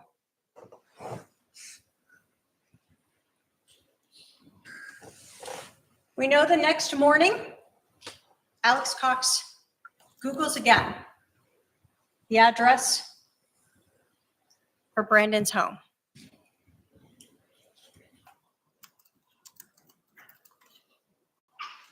We know that that morning, Alex Cox's burner phone is utilizing towers near this defendant's niece, Brandon Boudreaux's soon-to-be ex-wife's home, Melanie Boudreaux. And we know that the calls that he is having are with this defendant's husband, Chad Daybell. And we know that by 7:22, Alex is moving towards Brandon's home. He knows that Brandon is going to be leaving to take the kids to school because Melanie knows the schedule. And he will be waiting when the kids are dropped off. The morning of October 2nd, Brandon has a very normal schedule. He's got to get his kids to school. He leaves around 7:25. He drops off his first kids at school, and then he meets with Melanie and drops off their youngest. Melanie does not know that Brandon is going to work out. Normally, he'd go home. Alex would be waiting there. But instead, he went to the gym. Now, again, we've heard a lot of questioning of whether or not a Jeep existed there or not, but we all know that it's this defendant's Jeep. But we also know that a neighbor across the street saw the Jeep there, and not only saw it, but knew something was wrong. He told you that it was parked on the wrong side of the road, nose to nose with that white van, that it was running, that it had really dark tint. And in fact, he told you he was so thinking it was out of place that he actually looked in his rearview mirror to try to just see what the license plate was, and he noted it was a Texas license plate. He told you it was just a dark Jeep, whatever color that is. And we know at this time period, again, this defendant's co-conspirator's burner phone is still calling one person, and that is Chad Daybell, this defendant's husband. Now, we know that this defendant has been carrying around Alex Cox's phone. The phone subscribed to him. The one that if you looked at, you'd be like, oh, there's where Alex Cox is. Look at that Wi-Fi. She's been carrying it around, and now she knows if at 7:40 there's going to be a handoff of the kids, we need to make the alibi 8 o'clock. And so at 8:02 Arizona time, she has Alex Cox's phone call her phone, and there's a fake 24-minute call. Look, Alex couldn't have done that. He's up here in Idaho with me. Of course, Brandon was at the gym, so it's a little early. But still, it's an alibi. Can't have run down to Arizona in those next 40 or so minutes. So we know, of course, that while that fake call is going on, the Idaho Falls burner phone is in Gilbert, utilizing cell towers that are in the area of 3875 East Phelps, and Lori Vallow's Jeep is parked right outside of Brandon's house, waiting for him to return home. We know that 20 minutes before Alex Cox shoots at Brandon, Lori Vallow's phone gets a call from Melanie Boudreau. Here they are, still talking and conspiring, trying to figure out what's going on. Where is Brandon? Brandon returns home about 9:13. Alex Cox has been waiting there now for almost 2 hours. He returns home and sees that Jeep. Just like Robert Abitamarco, he notices it being parked really close to his driveway, and it stands out to him. And of course, then he sees that window open and that barrel come out, and this gun shoot at him and almost hit him. We know from Lynette Mendoza, who had a Ring camera, that just a few seconds before that shooting, her Ring camera had shown a black car, and you just see a bleep of it in the beginning as it kind of jumps, go by that corner. And then a few seconds later, you hear that loud bang. When you look at the time on that Ring camera that you have admitted, it matches up with that 911 call, with when Brandon is calling in to say he's just been shot at.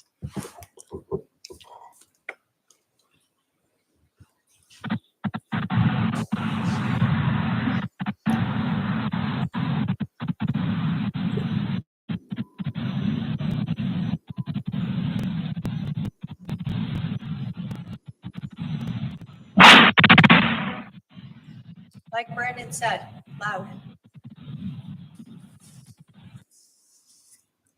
You've heard a lot about the color of this Jeep. Even when we look at photos of the exact same Jeep here, they all look a little different. You have the DEA one that looks almost silver, or brown, I don't know. You have an upper one from Chandler that looks a different gray with a dark gray, and then you have the one from Dan Moss that looks more greeny colored. What do we all know? They all have the same license plate on them. They're all this defendant's Jeep. So when we're talking about color, that's just everyone's perspective. What do we know in actuality? That Brandon's Tesla was shot by a large round, that it hit the corner of that glass that went up into the frame of his vehicle, that it left a divot in the glass, and that somehow the police, in trying to search a giant block radius, were not able to recover those pieces of the projectile. We only have a few fragments of it. But everyone who has worked these scenes knows that's a bullet hole, and those were projectile fragments. And that was a gun that Brandon saw, and that's a shot that he heard.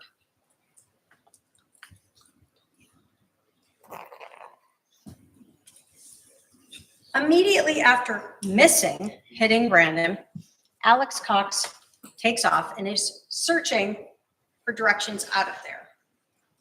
And you saw those, and you saw a map as he went east, and those matched with the cell phone and cell tower records that Nick Balance told you about. Brandon is on the phone with 911. Alex Cox is fleeing because he knows Brandon's alive.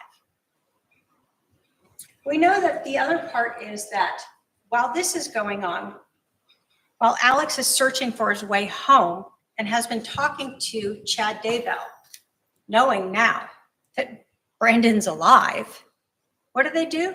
They go hide the tire and hide the seat. So the timing of those videos when Chad Daybell, person who is talking to Alex Cox, and this defendant go to the storage unit is as Alex Cox is calling him and telling him whatever as he's fleeing to go home. So we know that they arrive there, and you can watch these. By they, I mean Chad Daybell and Lori Vallow. And we know that they bring in a tire and what looks like a seat. You can actually see Chad rolling the tire in. And again, why is this important? This is this defendant who has helped take the tire and seat out of her Jeep to make it available for her brother to take his guns down to Arizona to shoot at her niece's soon-to-be ex-husband. That's what we're talking about when we're talking about this conspiracy.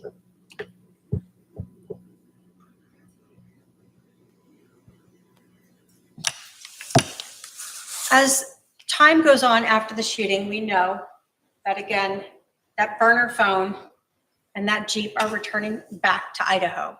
In fact, Alex Googles all the way to Idaho Falls Airport. He knows how to get home from there. While he's doing that, again, we're having the storage unit.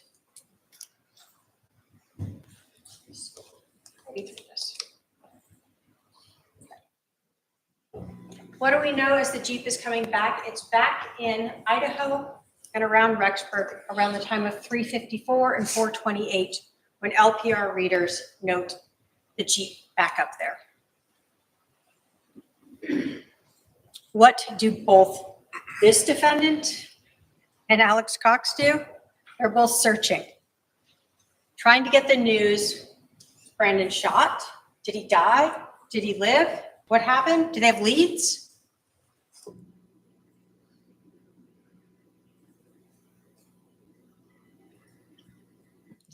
And again, when we talk about the Jeep and this idea that somehow it's not this defendant's Jeep, that she wasn't involved in this, we know that there was gunshot residue, characteristic particles that are unique to just gunshot residue located in the back of this Jeep, not on the seat or the floor, but on the windows.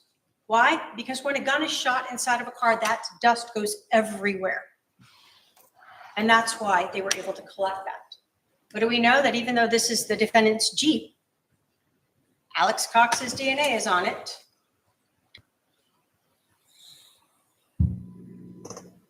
So let's talk about the jury instructions. I want to go through a few of them in specifics and then talk to you about the charges. Burden of proof. The state has the burden of proof, as we should, and we always will. You're told that the burden of proof is proof beyond a reasonable doubt. And you're told that proof beyond a reasonable doubt is proof that leaves you firmly convinced of the defendant's guilt. That there are very few things in this world that we know with absolute certainty, and in criminal cases, the law does not require proof that overcomes every doubt. If, based on your consideration of the evidence, you are firmly convinced that the defendant is guilty of the crime charged, you must find her guilty. When we talk about reasonable doubt and that burden of proof, I want to start with what it isn't. Proof beyond a reasonable doubt is not proof beyond all doubt. It's not proof beyond all possible doubt. It's proof beyond any reasonable doubt. And I'll give an example. When Kyle Mueller was on the stand and he was questioned about gunshot residue, he was asked, for instance, if a bunch of hairspray could cause the GSR in the car. And he said, well, maybe like one of the particles, but not all three. So maybe if all they had found, possibly you could say that was a doubt, but is it a reasonable doubt that hairspray caused the GSR in the car? No. So let's talk about direct and circumstantial evidence. And that's because we have a mixture of both here. So direct evidence is evidence that a witness saw, heard, or otherwise sensed an event. What Brandon told you about that happened that day. What Robert Abotamarku told you about. That's direct evidence. Circumstantial evidence is the proof of a fact or facts from which you may find another fact. And you're told the law makes no difference between direct and circumstantial evidence. So I'm going to give you an example here as well so that we can understand what you can do with circumstantial evidence and why it is so important. Assume you are seated on a beach and it's in a cove and you can see on each side, you lose sight of people. While you're sitting there, you're the only person on the beach, there's no footsteps there, and you see a person come from your left, walk in front of you and go to your right. They go around a corner, you lose sight of them. A couple minutes later, someone comes in and says, hey, did you see anyone come by? And you say, yeah, they just went that way. That is direct evidence. You saw it. Now imagine you're on that same beach, same situation. Sand is smooth, you close your eyes for 5 minutes. When you open them, you see footsteps now on the beach. You can see the toes and the heel. So you can see the direction as it crossed again from your left to your right, but you don't see a person at all there. You know, your eyes have been closed for about 5 minutes. Someone comes up and says, hey, has anyone gone by? And you go, yeah, I mean, in the last 5 minutes, someone went that way. That is called circumstantial evidence, and you are able to infer from that that someone went by. So let's talk about the crime.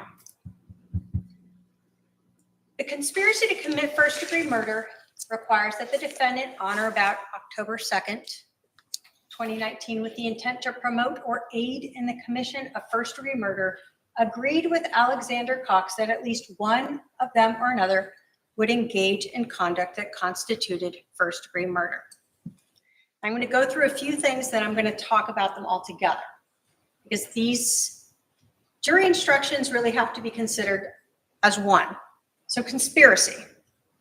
When we're talking about conspiracy, we're talking about the defendant agreeing with Alex Cox and others to engage in that conduct, first-degree murder. That she had to intend to promote or assist, and that's going to be very important here in the commission of that conduct. She doesn't have to be the shooter. She has to promote or assist it. And that the intended conduct would constitute the crime of first-degree murder. Again, doesn't have to be completed. That's why it's conspiracy to commit first-degree murder. Proof of the membership You're told that one may become a member of a conspiracy without knowing every detail. She doesn't have to know how long Alex is waiting there, what type of bullets he's going to use. The evidence must show beyond a reasonable doubt that the conspiracy was knowingly formed and that the defendant or other persons participated in the unlawful plan with the intent to promote or assist the carrying out of the conspiracy. In determining whether a conspiracy exists, you should consider the actions and statements of all of the alleged participants. So you're going to have to look at everything and look at what this defendant did to promote or assist that conspiracy. So, first-degree murder. Again, I'm going to just note that conspiracy means the parties agreed to engage in that conduct, so it doesn't mean there has to be a death. They are conspiring to kill someone. So we know that someone shot at Brandon Boudreaux and came very close to causing his death. They have to intend or knew that he or she would cause the death of another person, which when you are shooting at them with a rifle, that is what you are intending or knowing. And they acted with premeditation. Talk about premeditation and then we'll wrap it all together to discuss. So premeditation means that they intended to kill another person and that they formed an intent or knowledge and then reflected on it. Now, in Arizona, premeditation does not require some long, drawn-out plan. Reflection can be very fast. But in this case, we have premeditation that is days and weeks before this. We're talking about September 23rd, 24th, 25th, all the way through up to October 2nd. So this premeditation is above and beyond what is required by the law. This defendant started helping when they went to buy that burner phone, when she loaned her Jeep to allow it to be tinted, when she Googled how to remove that rear seat and they took off the tire and she kept it with her. Then she rented a storage unit and put it in there. When she kept her brother's cell phone and kept it with her as she went around Idaho. And when she made that call between those two phones, right around the time of when the shooting was supposed to occur. That is the aiding and the promoting done by this defendant. That is her acts. That is the conspiracy. But again, you look at all of the evidence to see how does that fit in. It's not just someone holding someone's phone. If that were it, sure, you might wonder what's going on. But you can't look at these facts simple and separate. You have to look at the actions of everyone and see how that fits in with all the evidence in this case. This defendant didn't just go buy a phone at Walmart and that was that. This defendant didn't just rent a storage unit and put her own personal property in there. This defendant didn't just decide to loan her Jeep to her brother and then decide to take the rear tire off it and the interior seat out of it. She did all of these things to aid and promote this first-degree murder.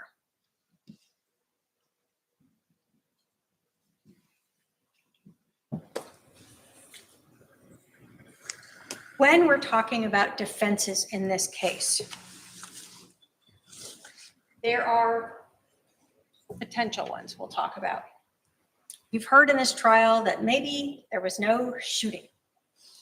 There's not even a first-degree murder because I believe there were some thoughts about that the hole in his car was made by a tire iron or whatever other defenses there were. But what do we know? Yes, there's a shooting here. Brandon's car has a bullet hole in it. There are fragments from that bullet hole in there.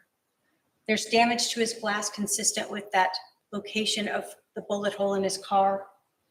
Brandon called 911, out of breath from the fear of having just been shot when that bullet hit the frame of his car right near his head and shattered that window next to him. The Ring camera and that gunshot that you heard. Robert Abitamarco putting the Jeep there is idling there. So, is that a defense? No.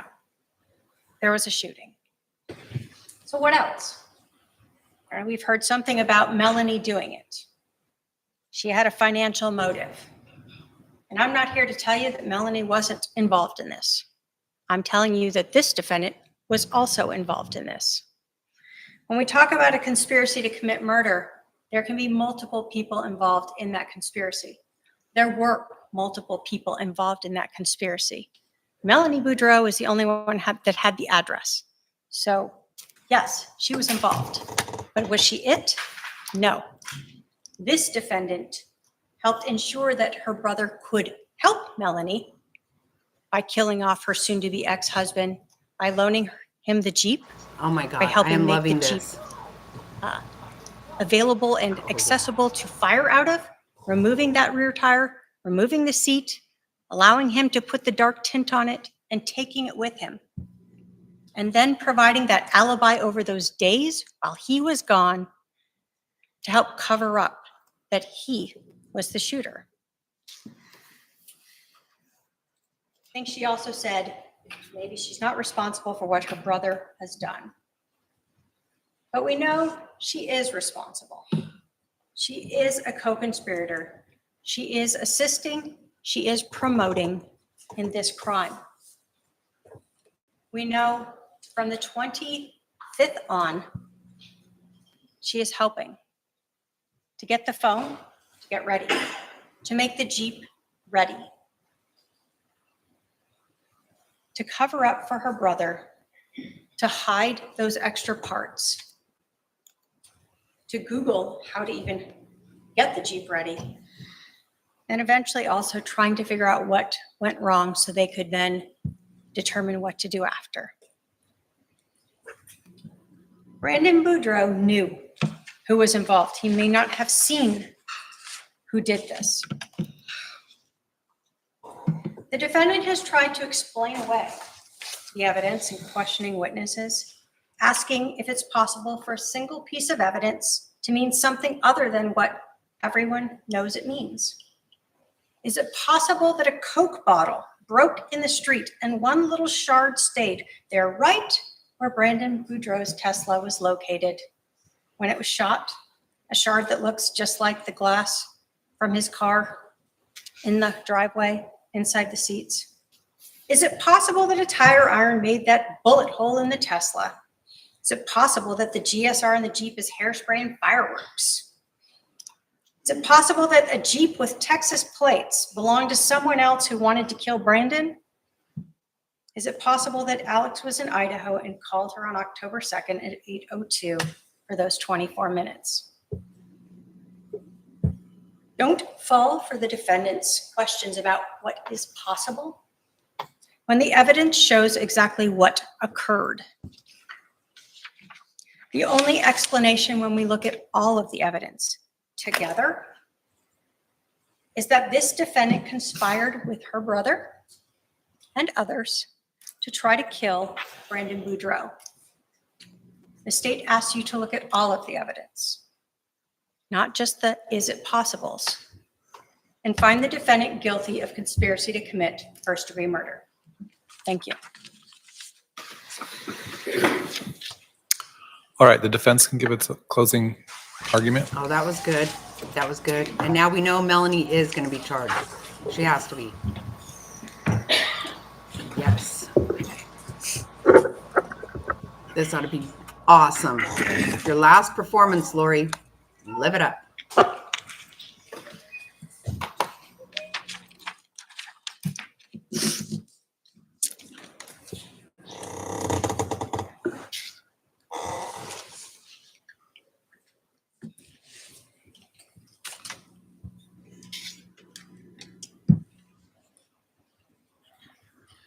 When a family breaks apart, it is a tragedy. with a devastation far-reaching, affecting many people. I am not exempt from tragedy, none of us are. But what we learn from it is most important. Because of this experience, I've studied the law and the judicial system, and that knowledge will stay with me forever. When we experience tragedy, we can grow stronger from the experiences, and then those experiences are not all negative.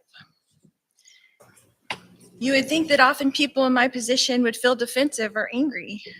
And from where I'm standing, I understand that very well. But I don't feel any of those things. You have watched me under pressure, under scrutiny, and even under attack. And I have shown you that I'm not on any of those things. I'm going to object to character evidence and testimony that's not in Sustained. evidence. Ms. Daybell, could I have you pull that microphone a little closer, please? You can't be upset with people who are forced to look at your life from a distance or judge it through a lens that's being intentionally distorted or being at least very limited. Like the lens the state has shown you on this event. There's so much more going on that is not included to your view.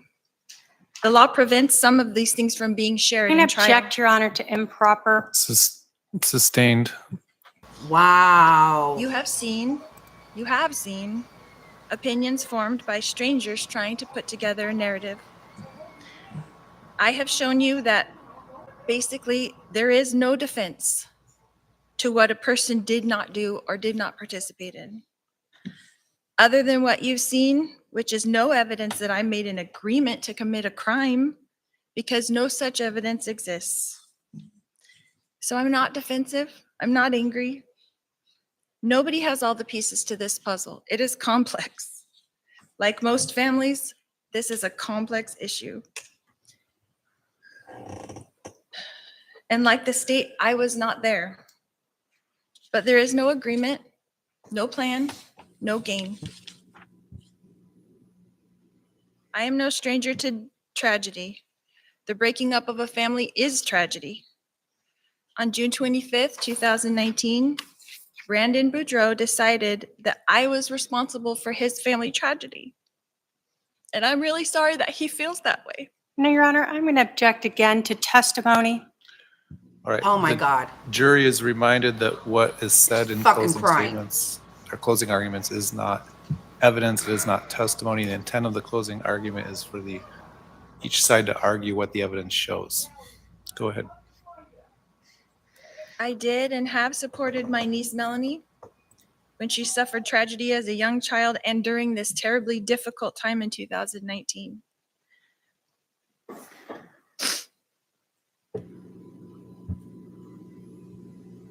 We read the text from Brandon to me on June 25th, 2019, where he claims that he will never stop until he proves that I am responsible. Well, here we are, almost 6 years later, and I'm charged with conspiracy to commit first-degree murder. In order to have a conspiracy, 2 or more people have to make an agreement to commit a crime. There is no such agreement between me and my brother Alex, although I did love my brother Alex. And I'm going to object again, Your Honor, to testifying. Sustained. There is no agreement that was shown to you between myself and Melanie Boudreau, although I love Melanie. And I'm going to object again to testifying. Sustained. I cannot tell you what happened that day on October 2nd, 2019, because I was not there. And I'm going to again object to testifying, and please strike everything the defendant has said. All right. The defendant is admonished, you cannot argue things that were not admitted into evidence. The prosecutor was there, law enforcement wasn't there. Only Brandon knows what happened before he called 911. Only Brandon said he will not stop. The fact that I supported Melanie in her time of need does not make me against Brandon. I had nothing to gain by Brandon being hurt. Brandon has worked with law enforcement for almost 6 years to make sure that I pay a consequence. I'm going to object to misstating the evidence. Sustained. The jury will determine what the evidence did and did not show.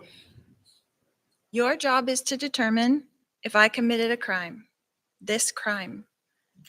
a conspiracy, an agreement, not cleaning out a garage, but an agreement to commit murder.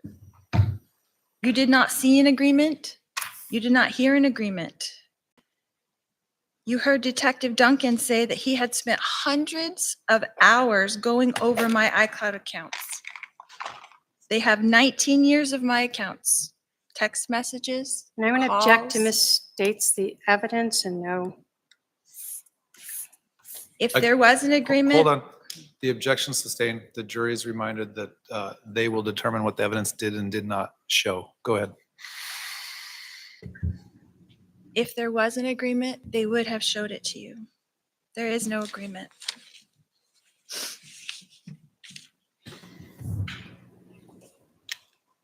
We've all experienced tragedies in our lives, and naturally people want someone to blame, someone to pay a price. My brother is no longer here. We can't ask him about that day. There were things presented in this case that I did not know. And I'm going to object again to testifying, Your Honor, and ask to strike. Sustained. Things that I saw, I thought, And again, I'm going to already ask to strike. All right. The defendant cannot testify to things that were not testified to from the witness stand. because this is the theory the prosecutor wants you to see, it is limited. How can we say clearly when the law only allows for a skewed view of things? The devastation this family has gone through is the tragedy. After almost 6 years, it's time for healing. Thank you. State wish to give a rebuttal, close. Thank you. All right, the state has the burden to prove the defendant guilty, and since they have that burden, they have the right to open and close the argument. Go ahead. I can't get over this stupid bitch. I hate her. The defendant wants you to think that Brandon has it out for her. She has tried to insinuate that Brandon was involved with working with Detective Pillar for years just to get her. But what you heard was that Brandon has actually been working with law enforcement on multiple investigations, and that in fact Melanie Boudreau is a subject of multiple investigations. So again, as the defendant sits up here and tries to portray and paint a picture for you of her innocence and sadness and family tragedy, she again misrepresents what was told to you at trial. She tells you there was no plan, but she ignores the facts and the evidence of a very obvious long plan. A plan that started when she began, this defendant, Lori Vallow, meddling in Melanie and Brandon's marriage. And when that marriage was finally ending, this defendant continued to help her cousin, or her niece, Melanie. She continued to aid her. And what we see in every one of these bits of evidence is a core group of people. This defendant, her brother Alex, Melanie Boudreau, and Chad Daybell. The four of them working together. Do we need to have words, a video? No, we do not. That is why there is that jury instruction on direct and circumstantial evidence, because you look at what is going on here and it screams to you a conspiracy by this defendant, by Melanie Boudreau, by Alex Cox, and by Chad Daybell to kill Brandon Boudreau. Every action you see there, the defendant would like you to look at them individually and pretend that they don't all point to what happened on October 2nd. But everything they did leading up to then shows you a way to cover up and prepare for the murder of Brandon Boudreau. When we talk about a plan and this defendant's actions, The most obvious and screaming piece of information is this defendant holding on to her brother's phone for days. Holding on to the 480-351-9120 number for days while her brother is gone with her Jeep, without the rear tire, without the back seat, with a gun with him. That is part of the plan. That is the assisting, that is the promoting, that is the conspiracy that this defendant wants you to pretend doesn't exist. We don't need words. We have actions that are obvious, and they're done by this defendant and her co-conspirators.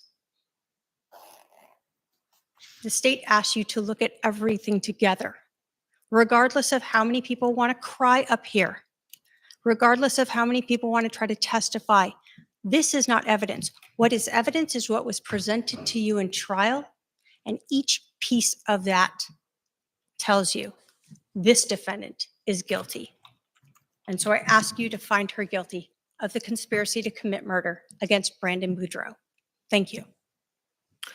All right, members of the jury, the case is going to be submitted to you shortly, but first, we're going to draw our alternate jurors. Again, we have extra jurors just in case someone becomes sick or is unable to proceed. So we're going to call 3 alternate jurors. If you are an alternate juror, it may be disappointing to get to this stage in the trial and not be in the deliberation process, but I have in the past had to call back an alternate juror to come back in the jury room when a juror is unable to proceed. So the admonition would still apply to you until we call you and let you know that you're excused. If I don't see you again as far as an alternate, I want to thank you for participating in this process. We couldn't have done it without you. Now we're going to use our very scientific method and draw numbers out of a hat here.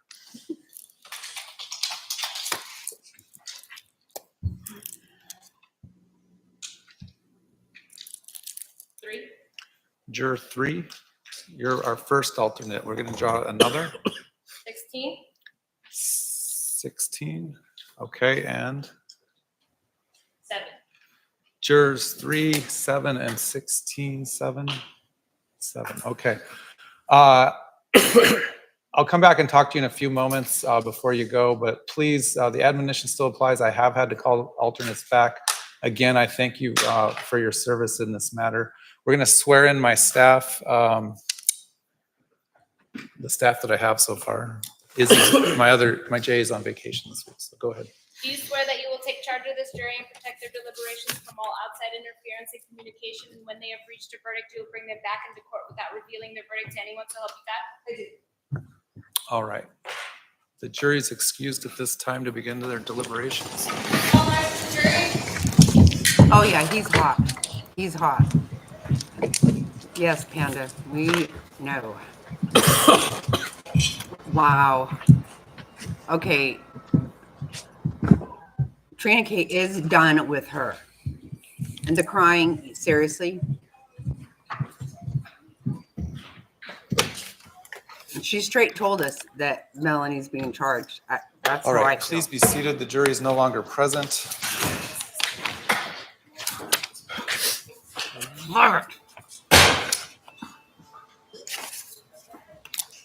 I'm going to put everyone on notice that it would be the court's intent to take a verdict within about 20 to 25 minutes of being notified that the jury has a verdict. So if you want to be present for that verdict, I would advise everyone to stay within about 20 minutes of the courthouse. In other words, in the immediate downtown area.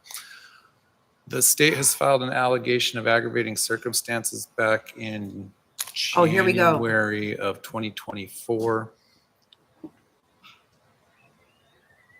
One of those aggravators is essentially kind of an overlap with the finding of dangerousness. What other aggravators would the state intend on proceeding with if there were a guilty verdict? Your Honor, we could just prove the dangerous allegation and accomplice. That would be sufficient. Okay. Wow, accomplice. See, she's putting it out there. Last I time we wonder if discussed Melanie this knows. issue, the defendant was requesting a probable cause hearing, but also indicated that she didn't want to have an aggravating factors hearing. So let me ask the defendant, last time you admitted aggravators, I don't know what your intent is on this time around. I would object to aggravating,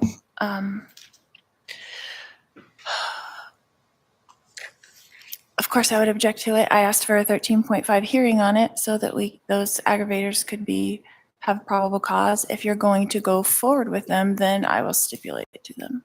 All right. Well, the court, Wow. I don't think you're entitled to a probable cause hearing, but based on the evidence that was admitted, the court would find that there's probable cause been established that this was a dangerous offense and that there was the presence of an accomplice. She'll stipulate because she. I'll go ahead and prepare the instructions just in case, and then we'll see what the jury does. Please make sure that my assistant has the necessary contact information for everyone. But again, I would ask people to stay within 20 minutes of the courthouse. All right, thank you.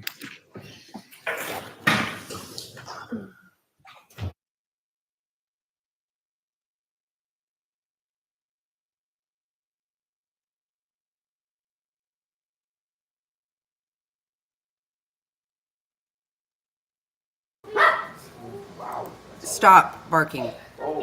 Wow. Oh my gosh. You know what? This is really good for Brandon to just be done with this. Kind of crazy. There you go. You know, You take it. oh, no, Diamond, what he was saying was once they find out that there's a verdict in, it'll be about 20 to 25 minutes before they get everybody together. That's, so he's saying stay close by if you want to be there, when the verdict is read. He doesn't have any idea how long it will take.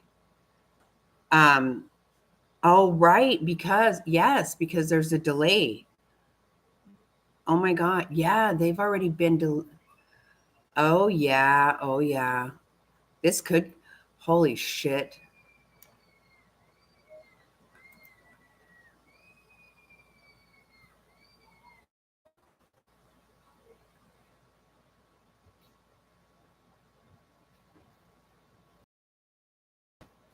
Wait, hold on. Let me see.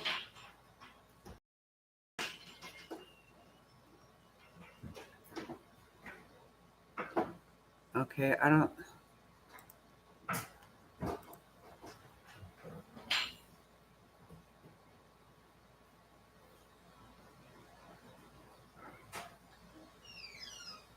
Really? Oh, man.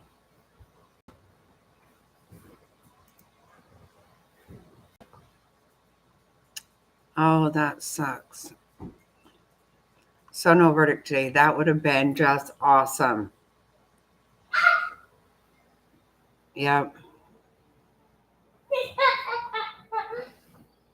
What did you guys think? Did you think, I think Trina K did an awesome job. I think Lori totally pissed her off. And the crying, you have got some nerve, some absolute nerve to cry. And exactly right, Louis, the tragedy you have bestowed upon your family is beyond anything, honestly.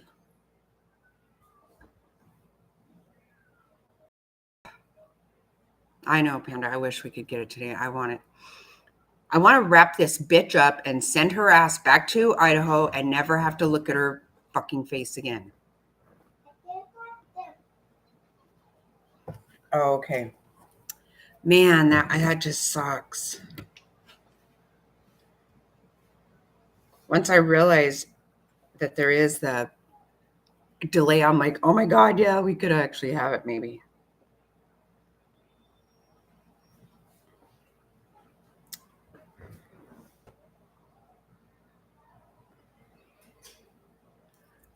Oh, she did. She screwed it up. I think. And you know, the thing is, you know, the way she said it in her closing is just the way, this is a thing. The way she did plan all of this was that she would never get her hands dirty. So she just can't believe it. I'm sure she can't believe. You know, when Tammy was murdered, she was in Hawaii. You know, she kept taking off, remember, to Missouri and this and that. My mind's all boggled right now, but she physically stayed as far away from this stuff as she could. Other than Charles, I don't even know that she didn't pull the damn trigger on Charles. Who knows? Oh, absolutely. I don't know if she did it. Again, I don't think she did it. But you'll never convince me he died of natural causes. That would be like the world's craziest fucking coincidence. Really? I don't believe in coincidence, first of all. And there is no way. And I think Alex also killed Joe Ryan. Yeah, right. Well, there are all these really, okay, it's kind of like all kinds of people in Diddy's life apparently died from pneumonia. I mean, that's really weird, especially whenever, I mean, like if you have pneumonia and you have other, you know, some other condition, or you're older, or, you know, you're vulnerable in some way. But young, healthy people, a lot of them dying of pneumonia, that's weird. Okay, that's just about it, like this. This might, but this is even more. Like, no, all kinds of people. The sister, yeah, but didn't you see that? Like his I don't even know what his kid's mother's name. I don't know. I don't know Diddy like that, but all kinds of things I've heard. A lot of people died of pneumonia. They like weren't sick. I mean, it's just weird to me. But the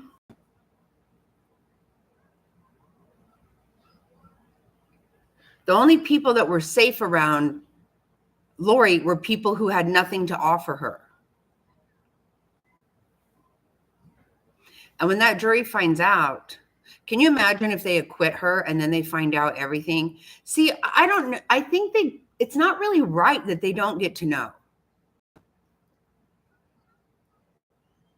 Particularly when she kept saying, didn't I go stay with you and take care of the babies? Didn't I do this? Didn't I do that? Meh, meh, meh, meh, meh. Really? Again, first of all, I don't even care if you actually were this really sweet person. You did a lot of really nice things to people. Once you fucking kill everyone, that's all out. No.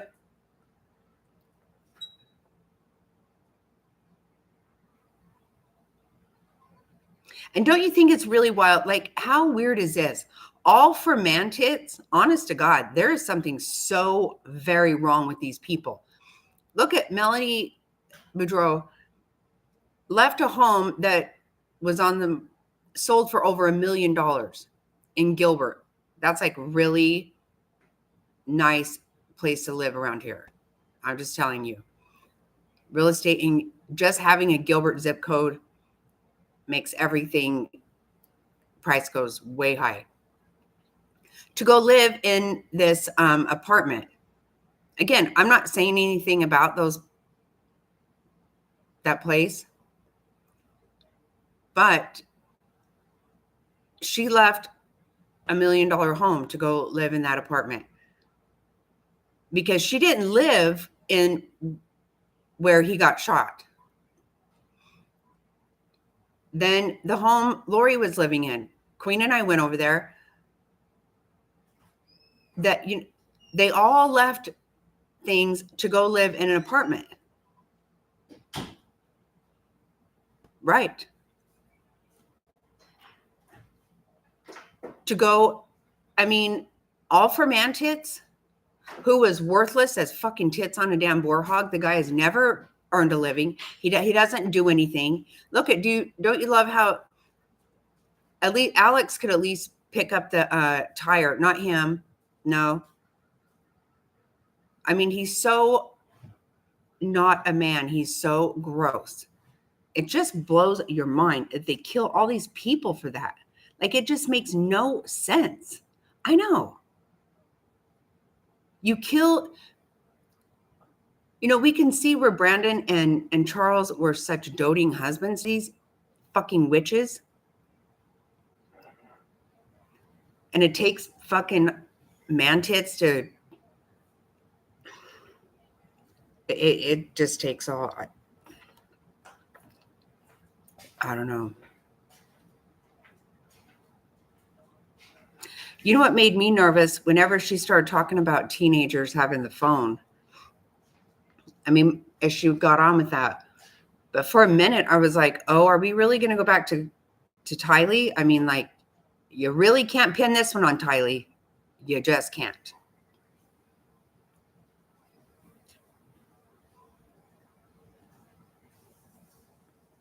Right. I know. It's just crazy. Like, I mean, I'm not even acting like under any circumstance it's okay. Don't get me wrong. But it just is like, what the fuck was going on here? Like, everybody lost their absolute damn mind. And they're going to kill everybody to financially support that fucking craziness. It's just weird. Like, I don't get it.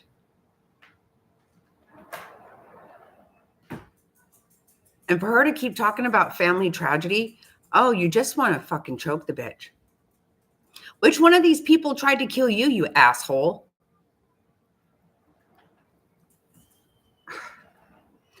But, okay, listen. That was her last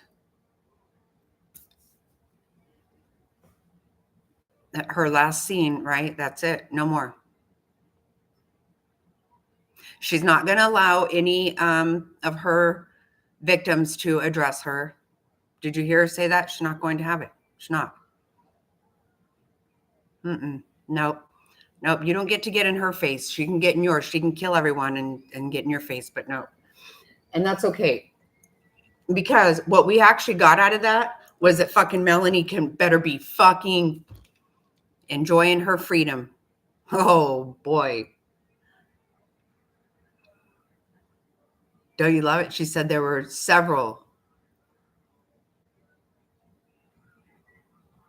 Oh, boy. Oh, man.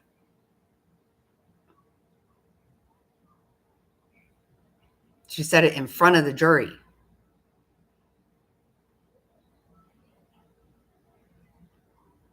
Right. If she, you know what, for me, the only hope that she really has, and that's really not true, but I mean, she could have just pled guilty to not make her son have to watch all this. You know how many people out here absolutely their heart breaks for that poor kid, and she just don't care. She don't care. She is really stone cold. She has no heart whatsoever. I can't believe she cried because I don't think we've heard her cry at all in anything that's gone on. I'm pretty sure.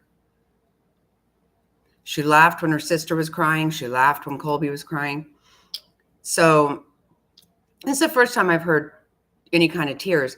And this, for whatever fucking reason, she acts like she was going to walk out of there if she gets away from this one. I just don't, the woman is so fucking crazy. Right, yeah. Ah, God. It's just gross. Oh God. Okay. I just feel so, I feel so much.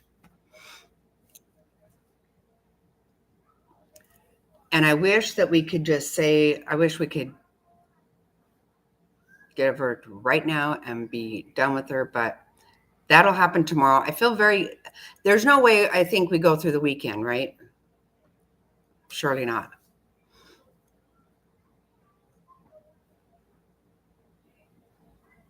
It is, right? I mean, my heart's beating real fast. I feel a little bit shaky. I mean, of course, I just made myself a very strong cup of coffee because I was getting a little tired just sitting here. But yeah, I feel like so many things.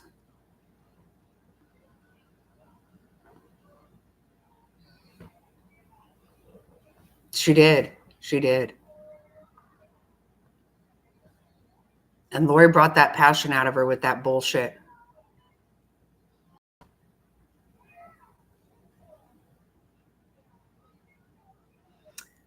Well, you know what?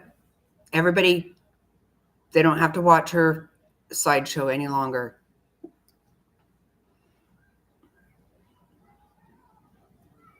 Oh, I don't think so. I can't imagine. She has 3 life sentences besides the murder conviction she got here just last month. Now this. No, she ain't never going to see the light of day. And Idaho don't play. No, she's been able to really show her ass here. They're not trying to let her do that. Of course, she's going to appeal because everybody appeals. And particularly if you have a life sentence or a death sentence is an automatic appeal. That's why people think if you giving somebody the death sentence, so you don't have to, you think it's cheaper. It's actually costs more because they spend the rest of their life appealing with every access to everything at their fingertips. So yes, 4 convictions of murder. Yep.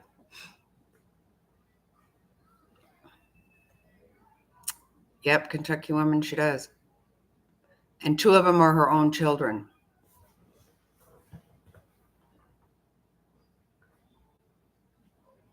And her daughter,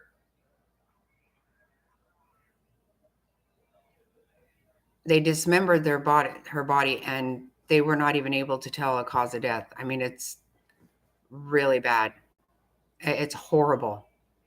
And those are the only ones she's ever been charged with. Like we talked about earlier, you'll never convince me she didn't kill Joe Ryan or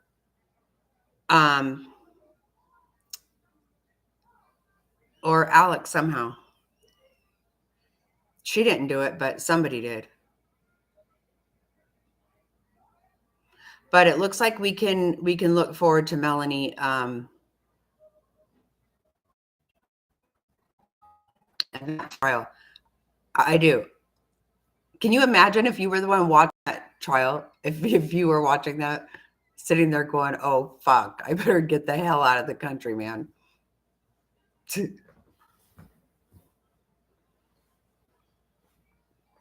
Yeah. There's no way she could say all that and not, right? I mean,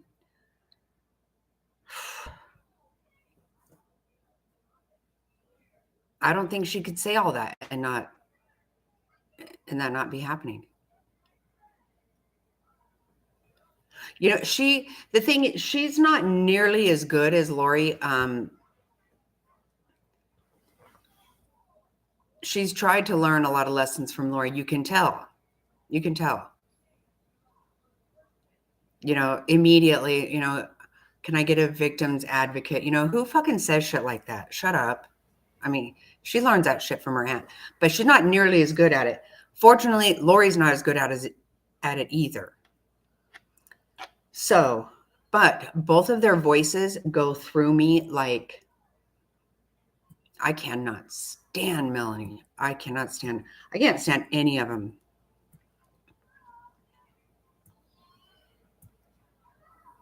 No, it doesn't. It doesn't, Kentucky. It really doesn't matter. Yeah, it's just justice for him. And the thing that a lot of people probably don't realize, you know, this has been going on for 6 years. There's a lot here. There are so many lives that have been just absolutely destroyed. But Brandon has really been a huge advocate for all the other victims.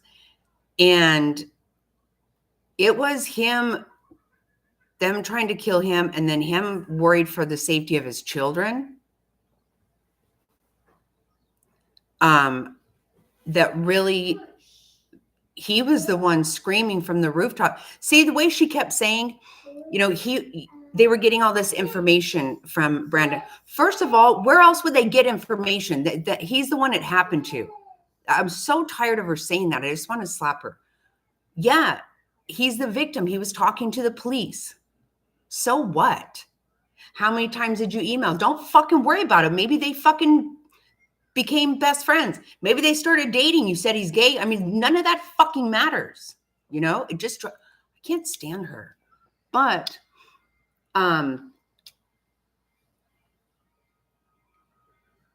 he was probably talking to them a lot because, first of all, they didn't take it serious. They didn't take what happened to Charles serious. And how many other people died because of that? That's my take. But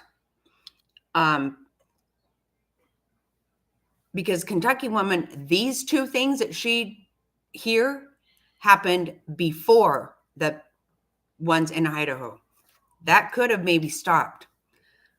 So there was so much that could have come out about if people weren't, you know, limited what they could bring out in this trial. So much could have been said to her ass about talking to police, him hiring a private investigator, all these things. So much should have been coming out to her about that because Brandon was ringing the bell like crazy for those kids, for everybody. He really, really was. He's been so good to Kay and Larry. And he's been through a lot. You know, think about that. I mean, he sat there and listened to how he already knew the evidence, obviously, but I mean, it doesn't feel good when you know people don't like you and people talk bad about you or whatever. To sit there and hear about how they plotted for so long about killing him and they just felt nothing about it. That's a lot. And he's so lucky to be alive. I mean, you look where that bullet was on there. Wow.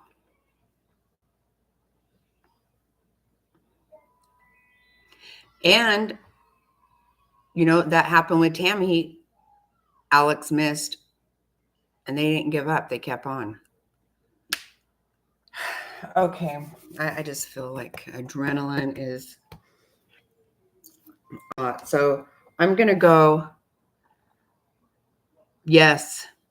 Yeah, he is very lucky to be alive, but it is still a lot to go through, and he deserves this justice. You know, like right there, at least to be able to walk out of there and say, right here, bitch. Now go rot in hell. But, okay, I'm going to get going. Phew. Thanks, guys, for watching this with me. I know. I just feel so wound up. I feel good. I feel a lot of all kinds of emotions. I can't imagine how the family feels. I'm feeling so much right now. I cannot imagine how the family feels. Everybody pray for the family. Pray for the tragedy she has bestowed on her entire family. They need it. All right. Thank you so much. Everybody have a wonderful rest of your day. And hopefully we will be back here super soon with the verdict. I know. I do too. I do. I swear I do. I feel like a weirdo because I'm like, yep, absolutely. Okay. Love you guys. Thank you so much. I will see you soon. Oh, absolutely. Kentucky woman. Hell yeah. Heck yeah. For sure. And I don't think they have a delay on that. Hopefully not. Anyway, we'll work with whatever we got. All right. Love you guys. Bye.